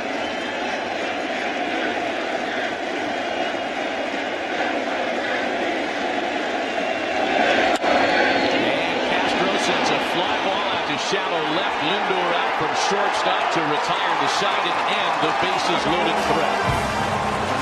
We're heading to the 7th in Game 3. The Indians and Yankees still tied at 0.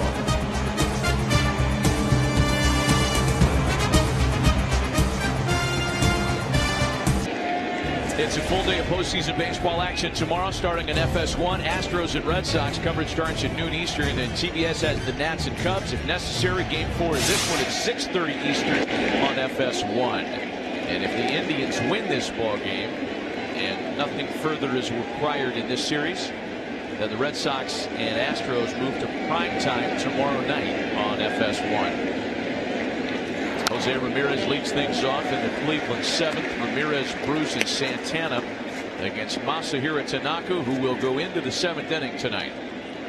Well, again, he started off a leadoff hitter with a curveball, comes right back with the split. This has been kind of the formula, but he has not made mistakes to let the Indians square anything up. A ball and 2 strikes to Ramirez, who has had his troubles with Tanaka this evening to the tune of 2 strikeouts. And David Robertson is out for the Yankee bullpen.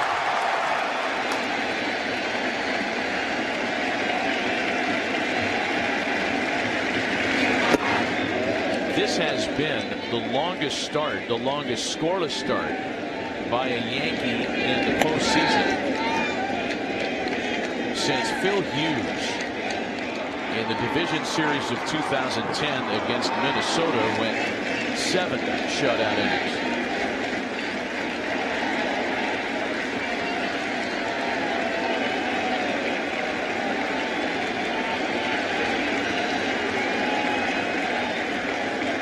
The 2-2 to Ramirez.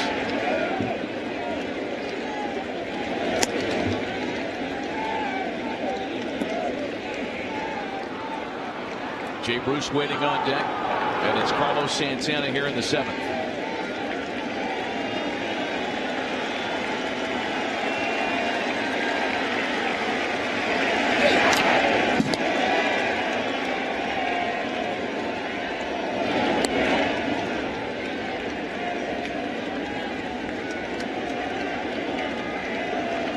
Tanaka hoping to give Luis Severino an opportunity in Game 4 tomorrow. Josh Tomlin tentatively scheduled for the Indians.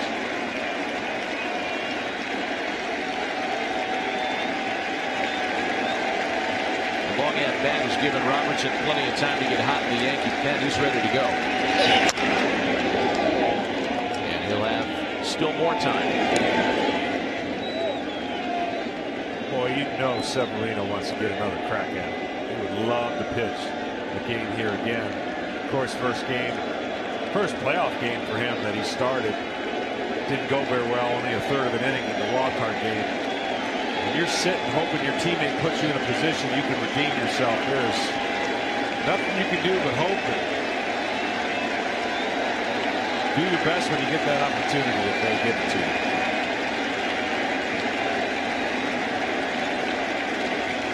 Here's the next 2-2. Hey, a reminder, home runs mean more this postseason as T-Mobile is guaranteeing at least $1 million for hurricane recovery efforts with every home run hit, worth $10,000. Help break 1 million by tweeting hashtag HR4HR, and T-Mobile will donate an additional $1 per tweet. When I first saw that, I thought that was Harold Reynolds, the hashtag Harold Reynolds. But you're talking about home runs, right? HR4HR. Yeah, okay. Now, home runs in this case. Our good buddy Harold Reynolds tuning in, no doubt. It's the 9th pitch of the at-bat to Ramirez. Altogether, even though Jose Ramirez has not been on base and he struck out twice, he has seen a total of 21 pitches from Tanaka, doing his share to at least raise the pitch count. Yeah, and the more a hitter sees, obviously, the better it is. Now, Tanaka has yet to go back to that split. He's tried a couple sliders and breaking balls. Let's see if he goes back to a split down and away.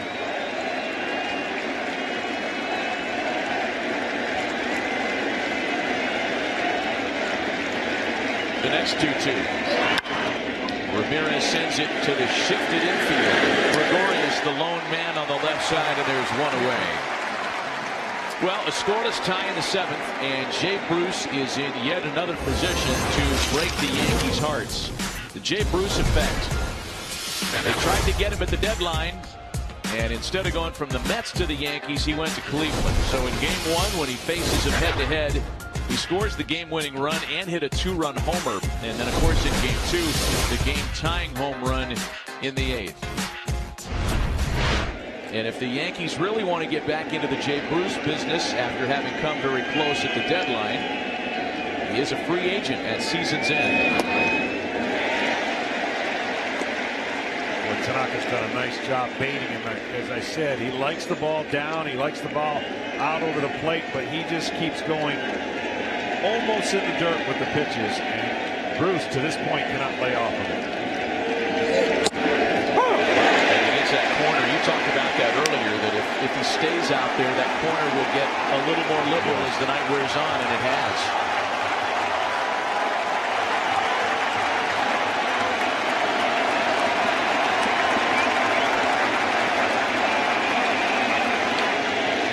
The 0-2 to Bruce.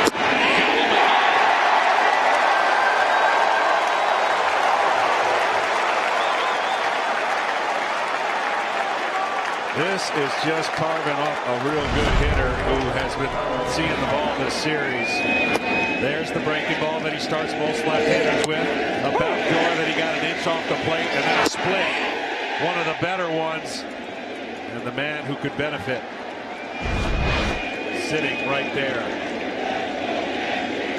hoping. He has been super efficient tonight. As with 2 out now, he goes to work on Carlos Santana. Santana's the only Indian that he has not retired. Swinging a high drive on the first pitch, playable for Judge. Another 1-2-3 inning. And we've hit the 7th inning stretch in the Bronx tonight. No score.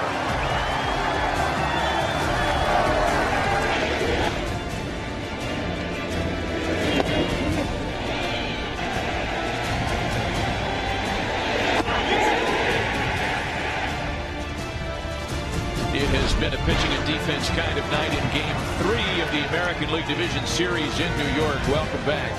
A scoreless tie, 3 hits aside, and a game that so far has been distinguished by that pitching and this defensive play. The Grip of the Moment, sponsored by Falcon Tires, the official tire of Major League Baseball.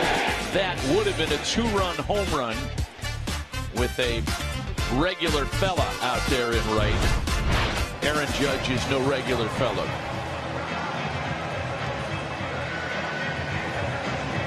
Well, the crowd sure hasn't lost energy. 0-0.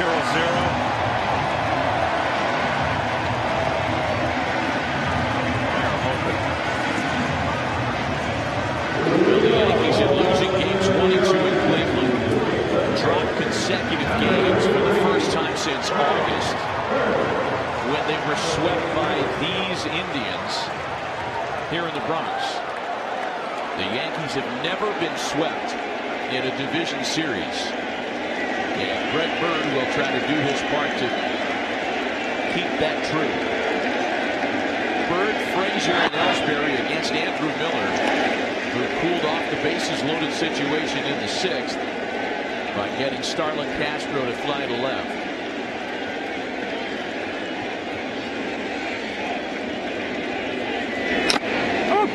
As strange as it may seem, at 6'7" himself, or 9, Miller, you would think left-handers would have an impossible task against him. It's really the right-handers that have a harder time picking up that slider with the arc and throwing across his body. There's been some good at-bats already in this series off of Andrew Miller.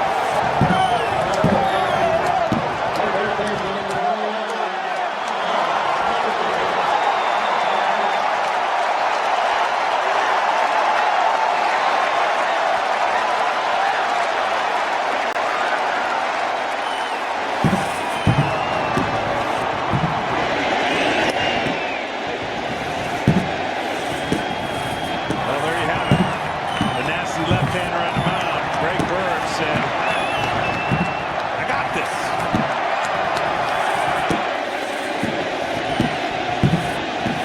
Andrew Miller allowed a grand total of 1 home run all year to a left-handed batter. Here in the postseason, Greg Bird gets him. Bird's second in the series. And now here comes Mickey Callaway. Let's take another look at the swing of the bat. Finally got a run on the board here. Yeah, he went fastball and Bird stays with it. He knows that as soon as he lifts it, that ball was crushed. And like I said, just everybody here waiting for a moment. They've got it.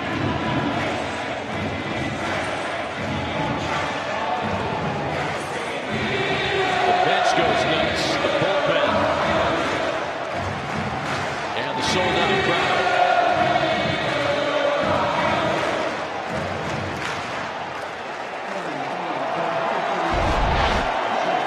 You talk about a guy who has endured some ups and downs in the big leagues the last 2 years.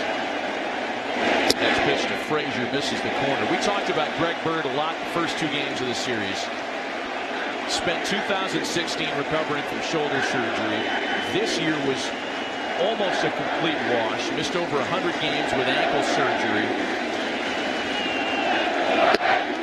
Bird was supposed to be the guy in this young class of quote-unquote baby bombers, one that included Aaron Judge and Gary Sanchez and Tyler Austin. Bird was supposed to be the guy who was a little older, a little more experienced, that was to assert himself as the quicker hit. Didn't happen that way, and there were a lot of people wondering if Greg Bird was ever going to be a difference maker given the injury troubles of the past 2 years. I think he's answered those questions. Yeah, he had a monster spring training, and he was on his way. And to your point, the injuries definitely got the best of his season, but the best of his season seems to be coming at the right time when the Yankees need it.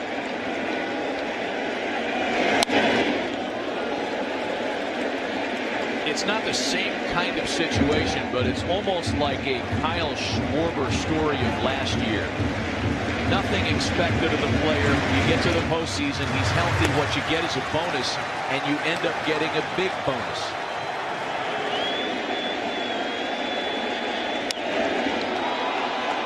Frazier sends a fly ball to shallow left. Jackson was back and had to hurry to get there.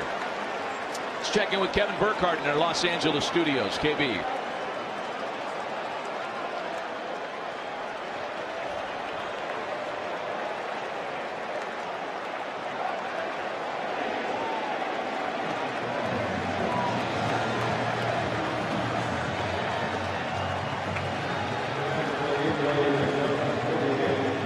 Yeah, and Kevin, if ever a team would have a complaint about a short wall, it would be the Astros in Boston today.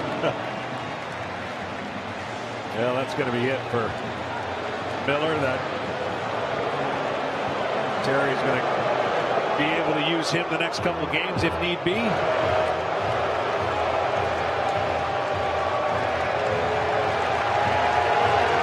One dramatic swing of the bat. Here in the 7th.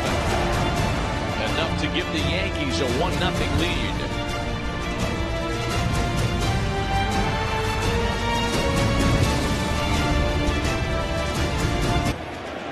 Greg Bird's dramatic solo home run. The game's lone score. And it has forced the Indians to the bullpen for the second time tonight for the left-hander Tyler Olson. A good work on Jacoby Ellsbury with a run in and one away here in the 7th. Check that, it's a pinch hitter. It is Chase Headley off the bench.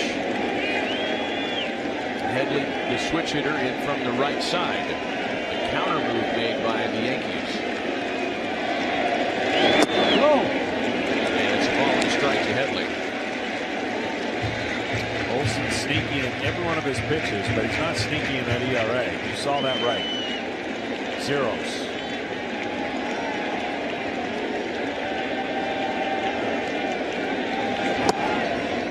There was a chance Chase Headley was going to hit this inning even if Andrew Miller had remained in the game, because he's the only Yankee that really has numbers against Miller.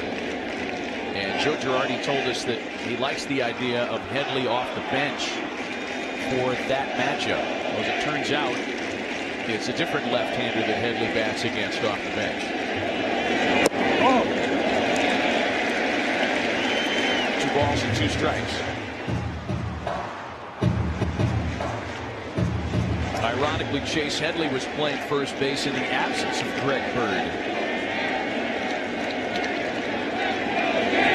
And a swing and a miss.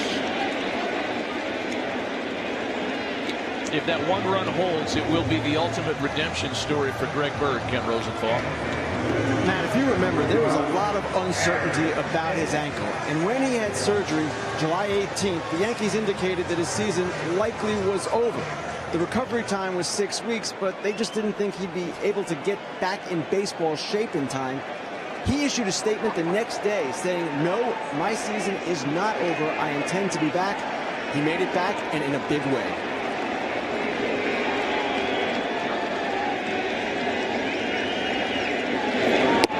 Two gone for Aaron Hicks.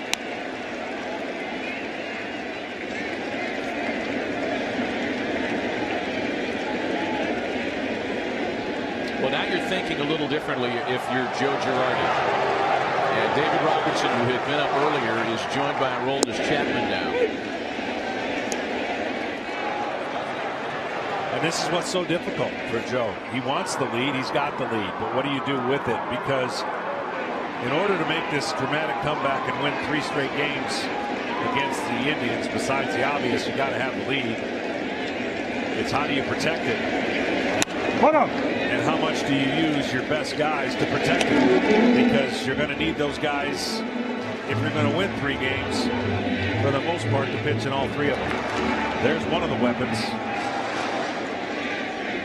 But Joe has a lot of them.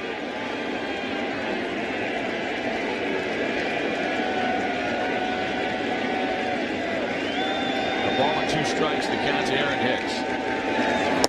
Got him swinging.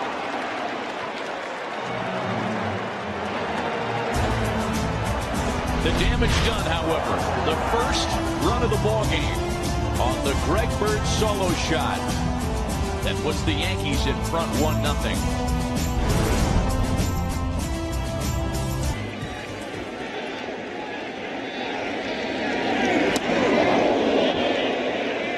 Jackson, the first to face the new pitcher for the Yankees, right-hander David Robertson, making his 2nd appearance of the series. And obviously a little juiced up there. Fastball gets away from him. For everybody who's out there that likes to do this second-guessing stuff, this is the right call for Joe Girardi. Tanaka gave you everything he could, an unbelievable 7 innings, a 1-0 lead, and now it's up to the Yankee bullpen to get it done. Robertson was brilliant here on Tuesday in the wild card game against the Twins, a career high 3 1/3 scoreless. And then in game 2 of this series on Saturday night, or Friday night rather, in Cleveland, he yielded the game tying home run to Jay Bruce in the 8th. Jackson with a fly ball to right. And there's 1 away in the 8th. Well, Greg Bird's home run today means T-Mobile will be donating an additional $10,000 for hurricane relief efforts. With 37 home runs hit so far in the postseason, that total amount has grown to $370,000. Help break $1 million by tweeting #HR4HR, and T-Mobile will donate an additional $1 per tweet.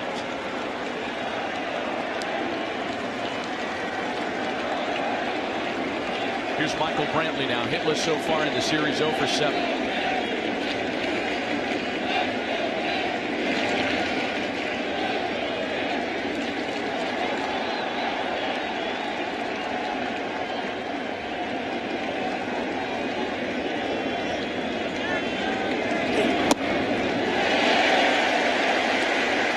We went on the air tonight talking about how the Yankees have hit more home runs in their home ballpark than any other team in the American League. And it's Greg Bird with 1 swing of the bat, 1 solo shot that's been the difference tonight. A ball and a strike to Brantley. if there were to be an injury redemption story on the Indians, it's that of Michael Brantley. Edwin Encarnacion currently nursing the injury, and that's why Brantley's starting at DH tonight. But he too has endured a couple of lost seasons, one in particular last year that prevented him from playing in the Indians World Series run.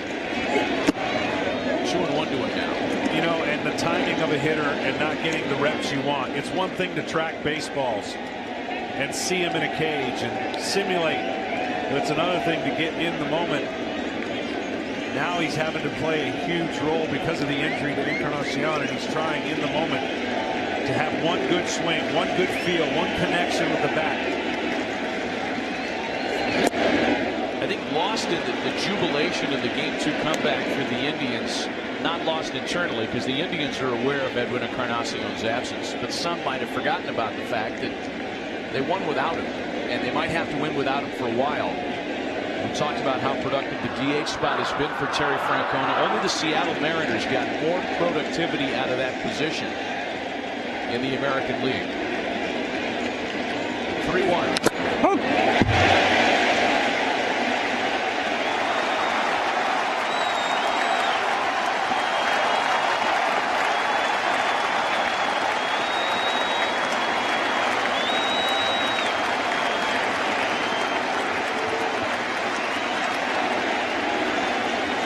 Full count, 3-2 to Michael Brantley.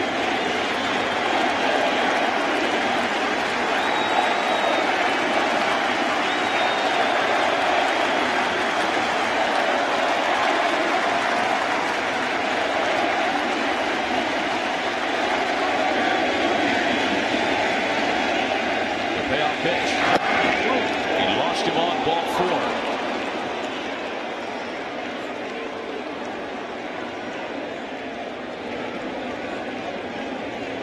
Official caps, t-shirts, hoodies, jackets, and more. Celebrate your favorite team with the latest postseason gear at MLB.com shop. The Indians show a pinch hitter, Lonnie Chisenhall, and Joe Girardi wants to counter the left-handed bat by going to his closer here in the 8th. It'll become a 5-out save opportunity, best case scenario for the Yankees, as Chapman is called on early. We'll be right back. Some big moves here with a runner aboard, 1 gone in a 1-run game, top of the 8th inning. First things first, Aroldis Chapman will try for the 5-out save opportunity, and he'll work on the mound. Well, it's going to be almost 50%, about 40% of the pitches he throws this year reach triple digits. And you can steal on him. I don't know if that's going to be the MO for Terry Francona, a pinch runner with some speed. Yeah, Michael Brantley drew the 1-out walk, and he is pinch run for by the rookie Greg Allen. Lonnie Chisenhall was announced to pinch hit, and then when the move to Chapman was made, it's Yan Gomes to bat in his spot. So that means that the Indians bench is down to just one player. That's Eric Gonzalez. Gomes had the game winner in Game 2.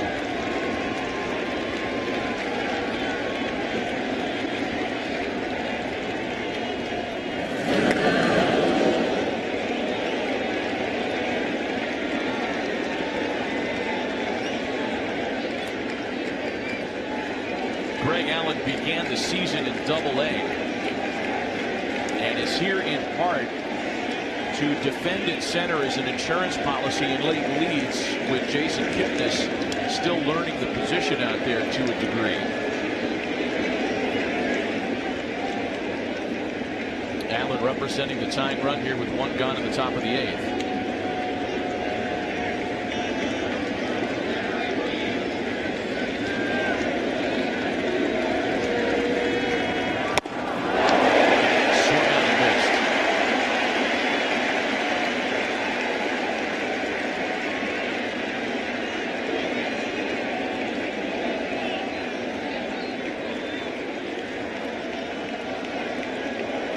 Yan Gomes last year in the World Series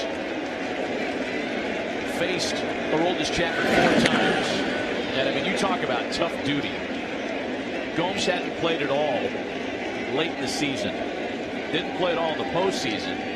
Was on the active World Series roster and used as a pinch hitter against this guy 4 times. He went 0 for 4 with 2 strikeouts.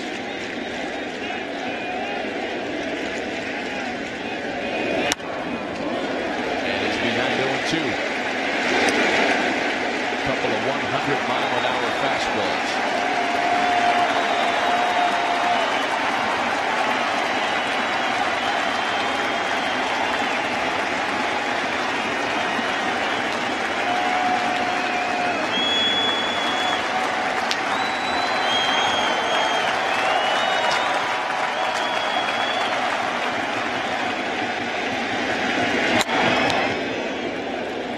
Chapman in his career has had 6 previous 5+ out save opportunities.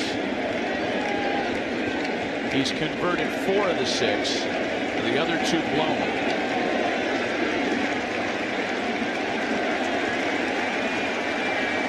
Gosh, I remember talking at the time in the World Series about the difficulty Yan Gomes was faced. Guy didn't have any live pitching at the big league level in a game situation for 2 months, and they threw him in there against Chapman 4 times. And it's the same result.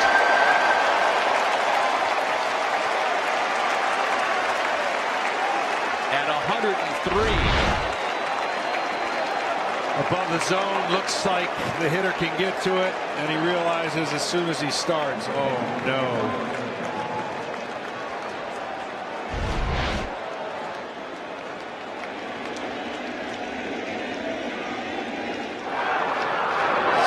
Some way you got to be short, quick, and hope he hits it in an area, throws it in an area where you can get the barrel to it quick. Down, you got a chance. Up, no chance. Giovanni Urshela 1 for 6 in the series.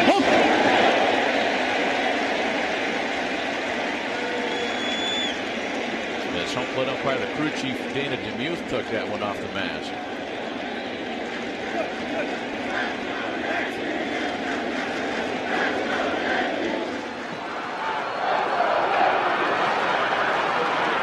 Chapman, recalling last year's World Series as a Cub, was used in Game 5 for a 5-out save opportunity. In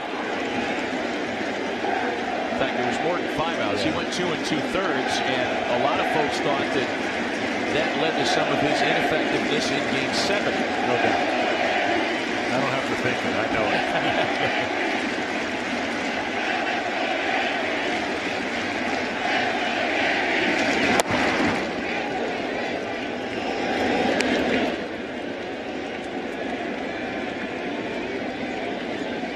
Strike to Urshela. This is early in the process. I mean, early like in first series. If this were in the second series or third series, talking about the World Series, it's harder to do what Chapman was asked to do. It gets increasingly more difficult. You run out of adrenaline. Breaking ball for a strike. Yeah, he's got that too.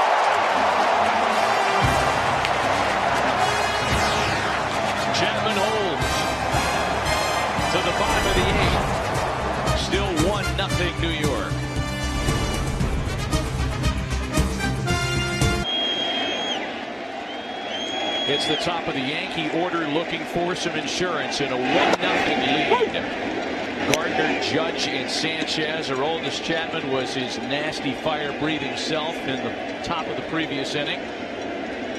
All but one of the pitches he threw was 100 miles an hour or higher. 0-1 the count to Gardner. Breaking ball from Tyler Olson is in for a strike.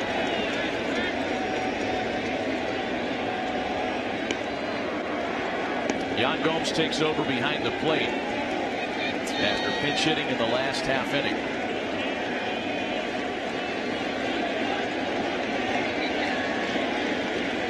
Gardner 0 for 11 in the series so far, as he sends a breaking ball out to shallow center. Kipnis got a bad lead and can't make the catch. Gardner to second.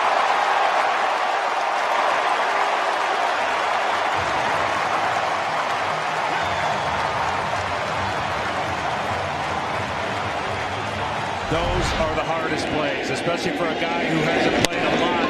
The misread, you can hear the infielder yell in, but it's the big swing and then the soft contact. The break back and then the closing speed, not quite enough.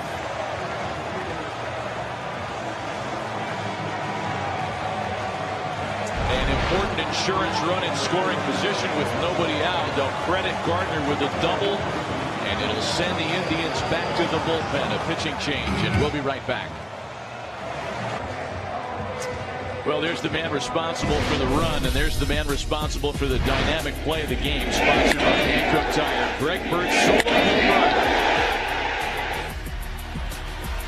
His second of the series, the first and to date only run of the game. And now with all the attention and detail, rightfully so, for Smith on Judge and Sanchez, you can't lose track of Gardner at second base. You definitely don't want to give him a huge lead and let him get to third with less than 2 outs, even though your attention's on these two big Yankee sluggers. Joe Smith was reacquired by the Indians just shy of the deadline for situations just like this, and was brought in to fine-tune an already very good Cleveland bullpen. Smith faced Aaron Judge and Gary Sanchez in game 2. Grounded out Judge, struck out Sanchez.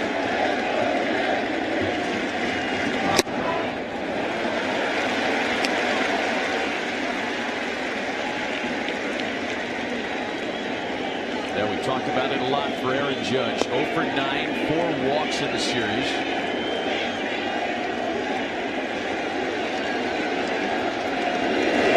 Fans are already standing, but if Judge gets a hold of one, he's liable to set this place into a new gear.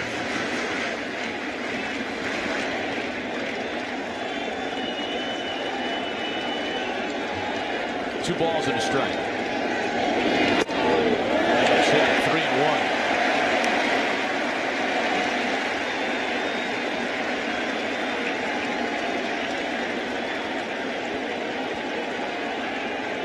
Got to go slider here. 3-1 count. Base open, can't definitely give in. Straightens him up, full count now. Again, that's the area. Such a borderline area for Judge because he's trying to train himself to stay off of this kind of pitch. You understand why at that size he wants it more elevated up. 3-2. He struck him out.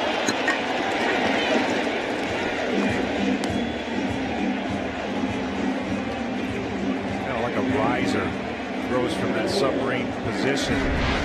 Watch the ball as it breaks. Almost looks like it's going up.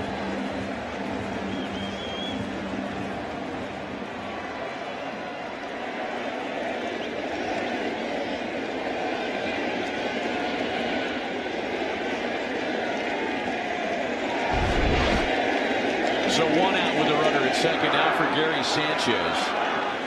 It's an interesting combination up in the Cleveland bullpen. Brian Shaw and the guy scheduled to be tomorrow's starter, tentatively scheduled that is, and Josh Tomlin. I think he's just getting a little work.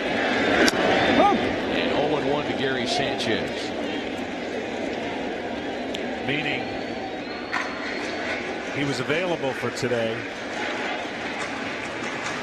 Probably just getting a little feel and touch, getting ready for tomorrow. That would be my guess.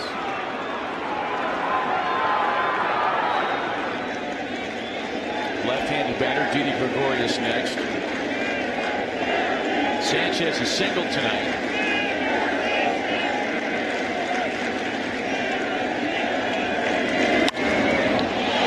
When Sanchez struck out against Smith in Game 2, it was the third time he had struck out against the Cleveland right-hander in 4 plate appearances. 0 for 4, 3 punch-outs.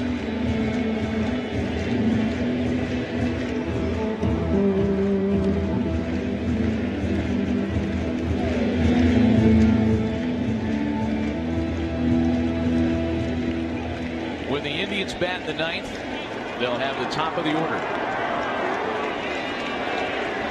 And that's exactly what Aroldis Chapman is visualizing here in the last of the 8th.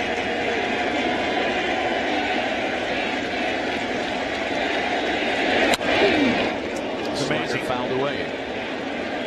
You have to learn as a closer. You come in with such adrenaline, you get the last outs, you're shaking hands. That's it. But in these cases, he's getting those big outs. He goes and sits down. It's harder to kind of have that when you go back out. So you have to train yourself and really kind of just relax and get ready for as if you were coming out of the bullpen again. It's not that easy. Once you go through it a couple times, you learn the difference between sitting down. Got him swinging. 2 big strikeouts for Joe Smith.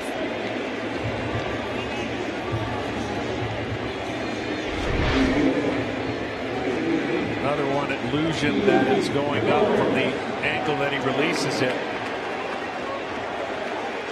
Sanchez just can't get on top of that.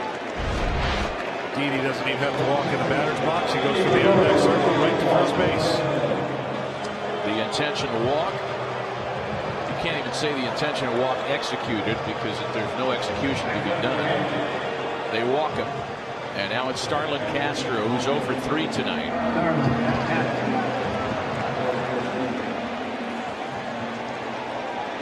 Starling actually likes that ball coming back into him unless you really jam him.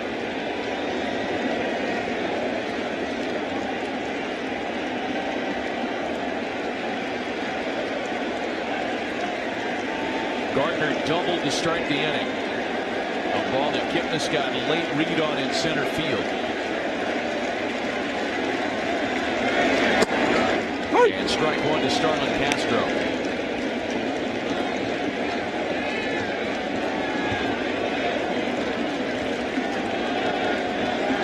Castro did not face Smith in Game 2. In fact, he's only faced him once in his career.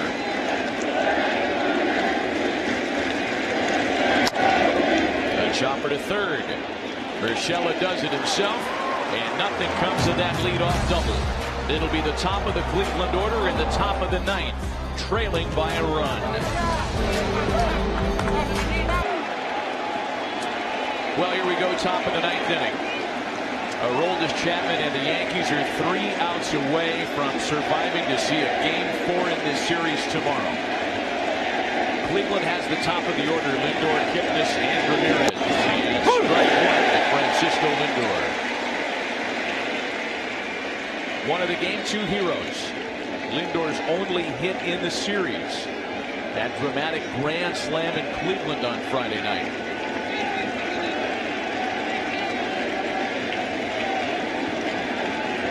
These two saw plenty of each other in last year's World Series, during which Lindor went 0 for 3 with a strikeout against Aroldis Chapman.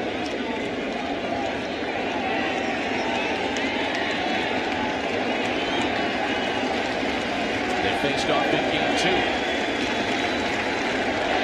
And Chapman struck out Lindor on Friday, rather.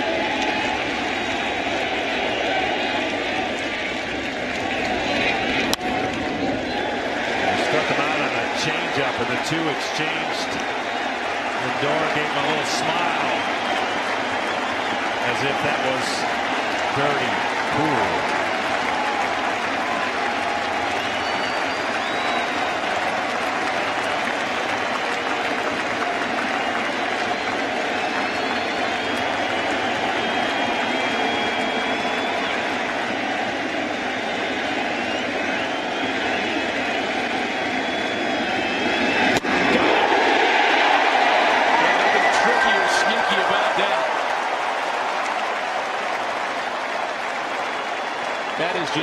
time heat. There you go. See what you can do. I haven't seen too many guys at the top of the zone be able to do anything with Chapman. Now, I have seen when you can get the ball down and get lucky and guide your bat in that area, use his power to your advantage. But up is so tough.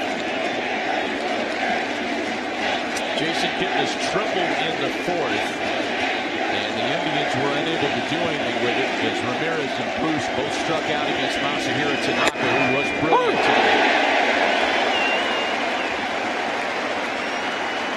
The last time the New York Yankees won a 1-0 postseason game, it was one that is still rather fresh in the minds of Yankee fans, I'm sure.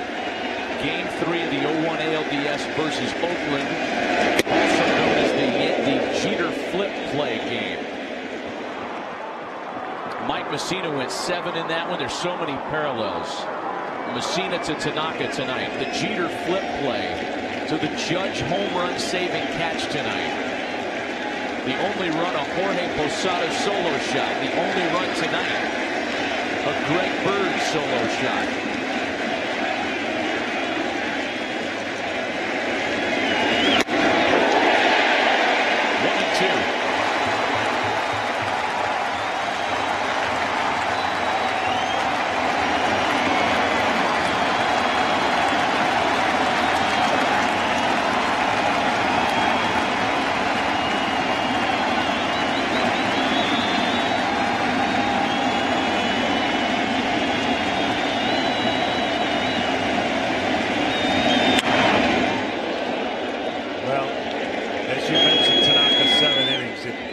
Besides the obvious, boy, did that give the bullpen an opportunity to rest up. Given if they win this game, they'll be fresh tomorrow with all their weapons available. Chapman will be available, of course. Yeah, Joe Girardi's going to get the A group back tomorrow. Green, Cantley, Betances will be good by tomorrow. And Kipnis bounces it up the middle, a base hit. The tying runs aboard.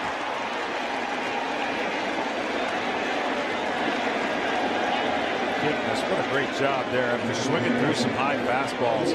Slowed it down just a tad to be able to barrel up this one and go up the middle. Simple, up over the plate, the ones he was missing earlier.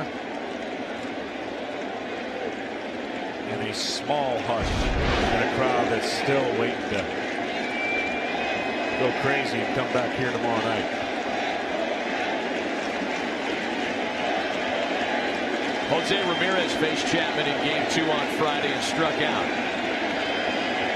He faced him 4 times in the World Series last year and struck out in 3 of those.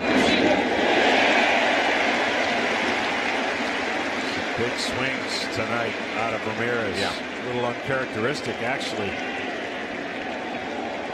That was a sellout swing for a fastball. There's no way he could have thought he was going to get a breaking ball in the first pitch.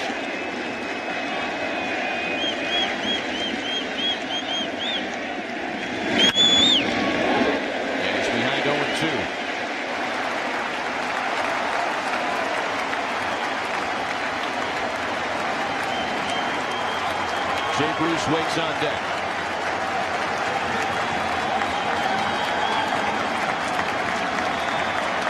Chapman came on in the 8th. Struck out Gomes. Struck out Urshela. Here in the 9th, struck out Lindor. Kipnis at first. He singled.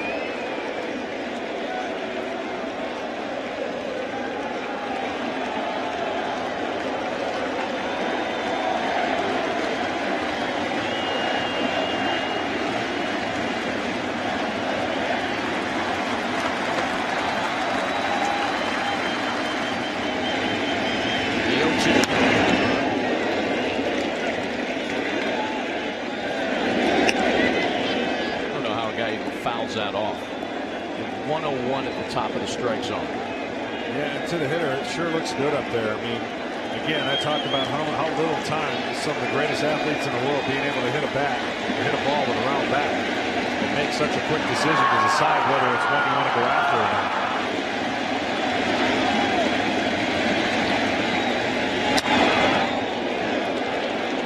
18 of the 21 pitches in Aroldis Chapman has thrown tonight have been 100 miles an hour or faster. See, right here with 2 strikes, I mean, you really don't want to mess with a slider that you leave over the plate. You want to elevate the fastball higher and change the eye level, because right now he's been getting to a couple of them. He started him off with the breaking ball, but I think if he elevates the fastball a little bit higher than what he is, it'll have effect. The next 0-2. On the ground, smothered by Frazier. No play, however, and everybody's safe.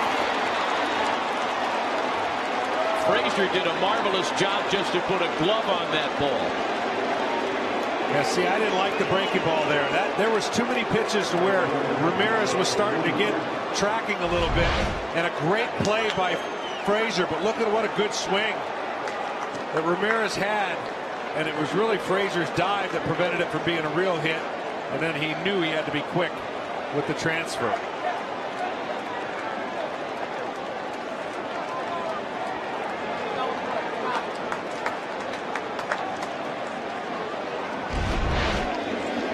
Well, we documented earlier tonight the number that Jay Bruce has done on the Yankees in games 1 and 2. He has been neutralized tonight. Masahiro Tanaka struck him out in all 3 of his plate appearances. In my recent memory, I don't remember Chapman bouncing a lot of sliders. So those sliders, when they fool the hitter, they're just selling out for a fastball.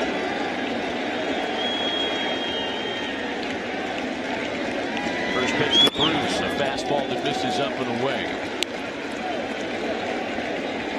This is just the second time all night that the Indians have had a runner past first base.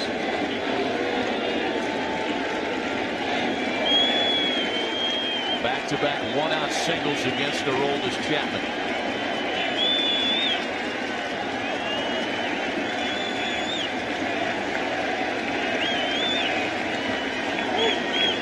Carlos Carrasco also splendid tonight. So because the way they got it shifted, Didi's behind the bag, so that's going to keep Kipnis pretty close. But Ramirez is going to have to get a real big secondary lead if the ball's on the ground, because he's going to have to get to second base. Bruce doesn't run great, but it's Kipnis they're worried about right now, keeping him as close as possible so that on a base hit it makes it more difficult for him to score.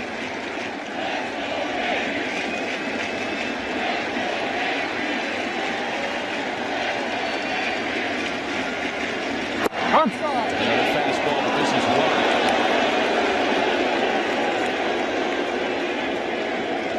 It's a pick your poison, but I think at this point Jay Bruce would prefer 100 miles an hour as to what Masahiro Tanaka was doing to him all night. Yeah, absolutely.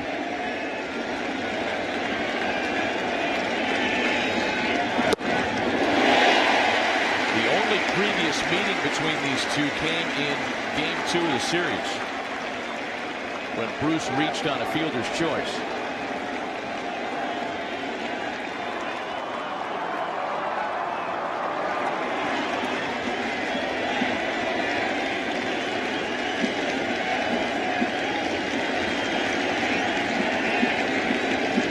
Chapman trying to make the Bird home run hold up. And it's 2-2 to Jay Bruce.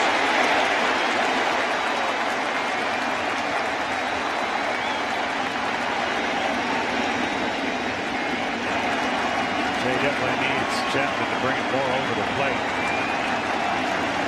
Away at 102.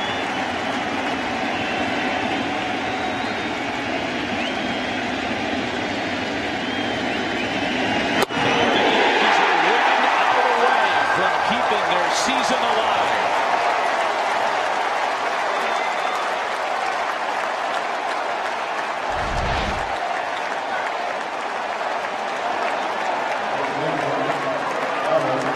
Not as good as I've seen Chapman with his fastball. Straight backspin, four-seam explosion in the zone. one of the rare guys. It doesn't matter where he throws it sometimes. Location's not one of those things he has to be overly concerned with the fastball. Carlos Santana represents the last chance for Cleveland tonight. He has singled and walked.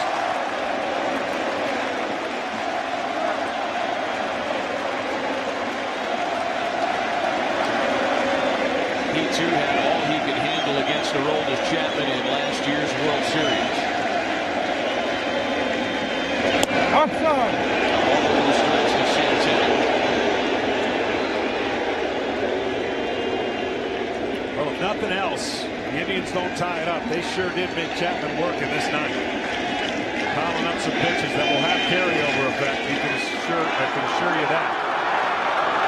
Hope to do more than just make them work. They'd like to tie this game up. All 4 of the outs that Chapman has recorded tonight have come via the strikeout.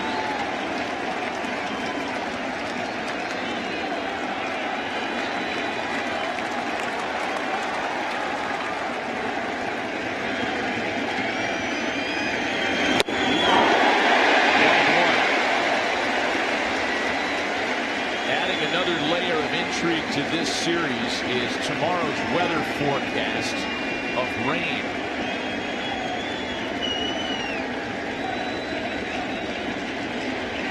And should the Yankees survive this and force a game 4, this series will be in a wait-and-see mode tomorrow. It's 2 balls and a strike.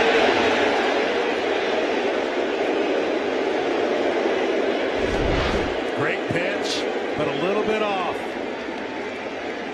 Santana said it didn't matter. I can't do anything with it out there.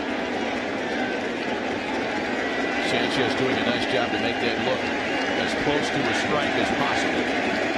Austin Jackson on deck with 2 away. Here's the 2-1.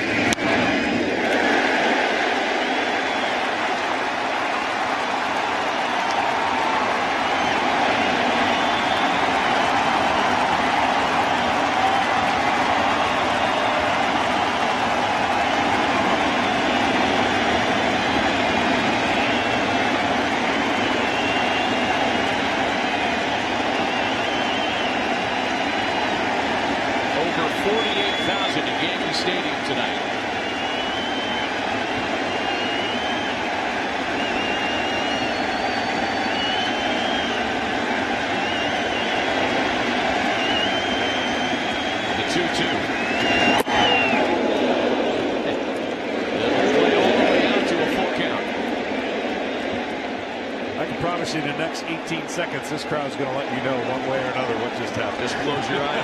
Just close your eyes. Well, maybe a little longer. Sanchez wants to delay the surprise. Well, with a full count now, and Kipnis was likely to be waved home to try to score on a base hit anyway, the job will be made a little bit easier, and maybe more importantly, the trailer will have a head start too. Kipnis represents the tying run. Ramirez the go-ahead run at first.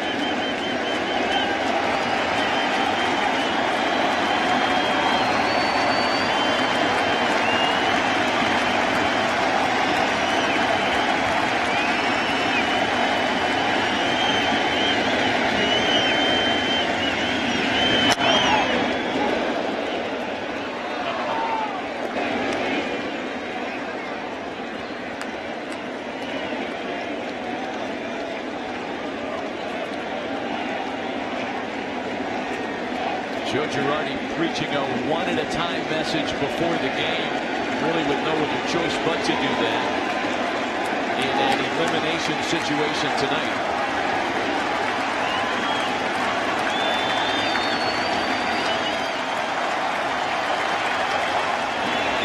Here's the next 3-2 home to Santana. Swing and a drive out to left center field. Gardner calling for it. Now it's Hicks saying he's there, and the Yankees survive to play a game 4.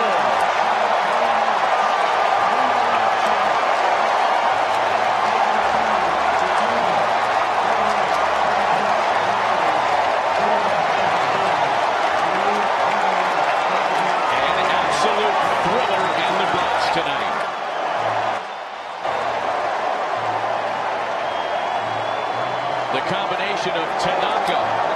Donaldson and Chapman in the 8th and 9th keep the Yankees season alive.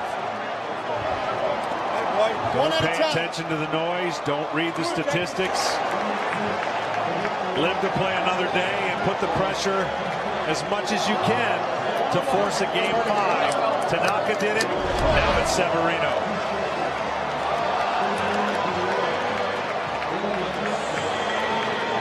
The final out tonight, and we can say this: the best pitched of all the postseason games so far this year. The 1-0 score, testament to that. And Joe Girardi's thoughts turn to Game 4, scheduled, weather permitting, for tomorrow night here in the Bronx. 1-0 Yankees. They're on the board in the series. For more Division Series coverage after the Yankee win tonight, let's send it to Kevin Burkhardt and the guys in Los Angeles.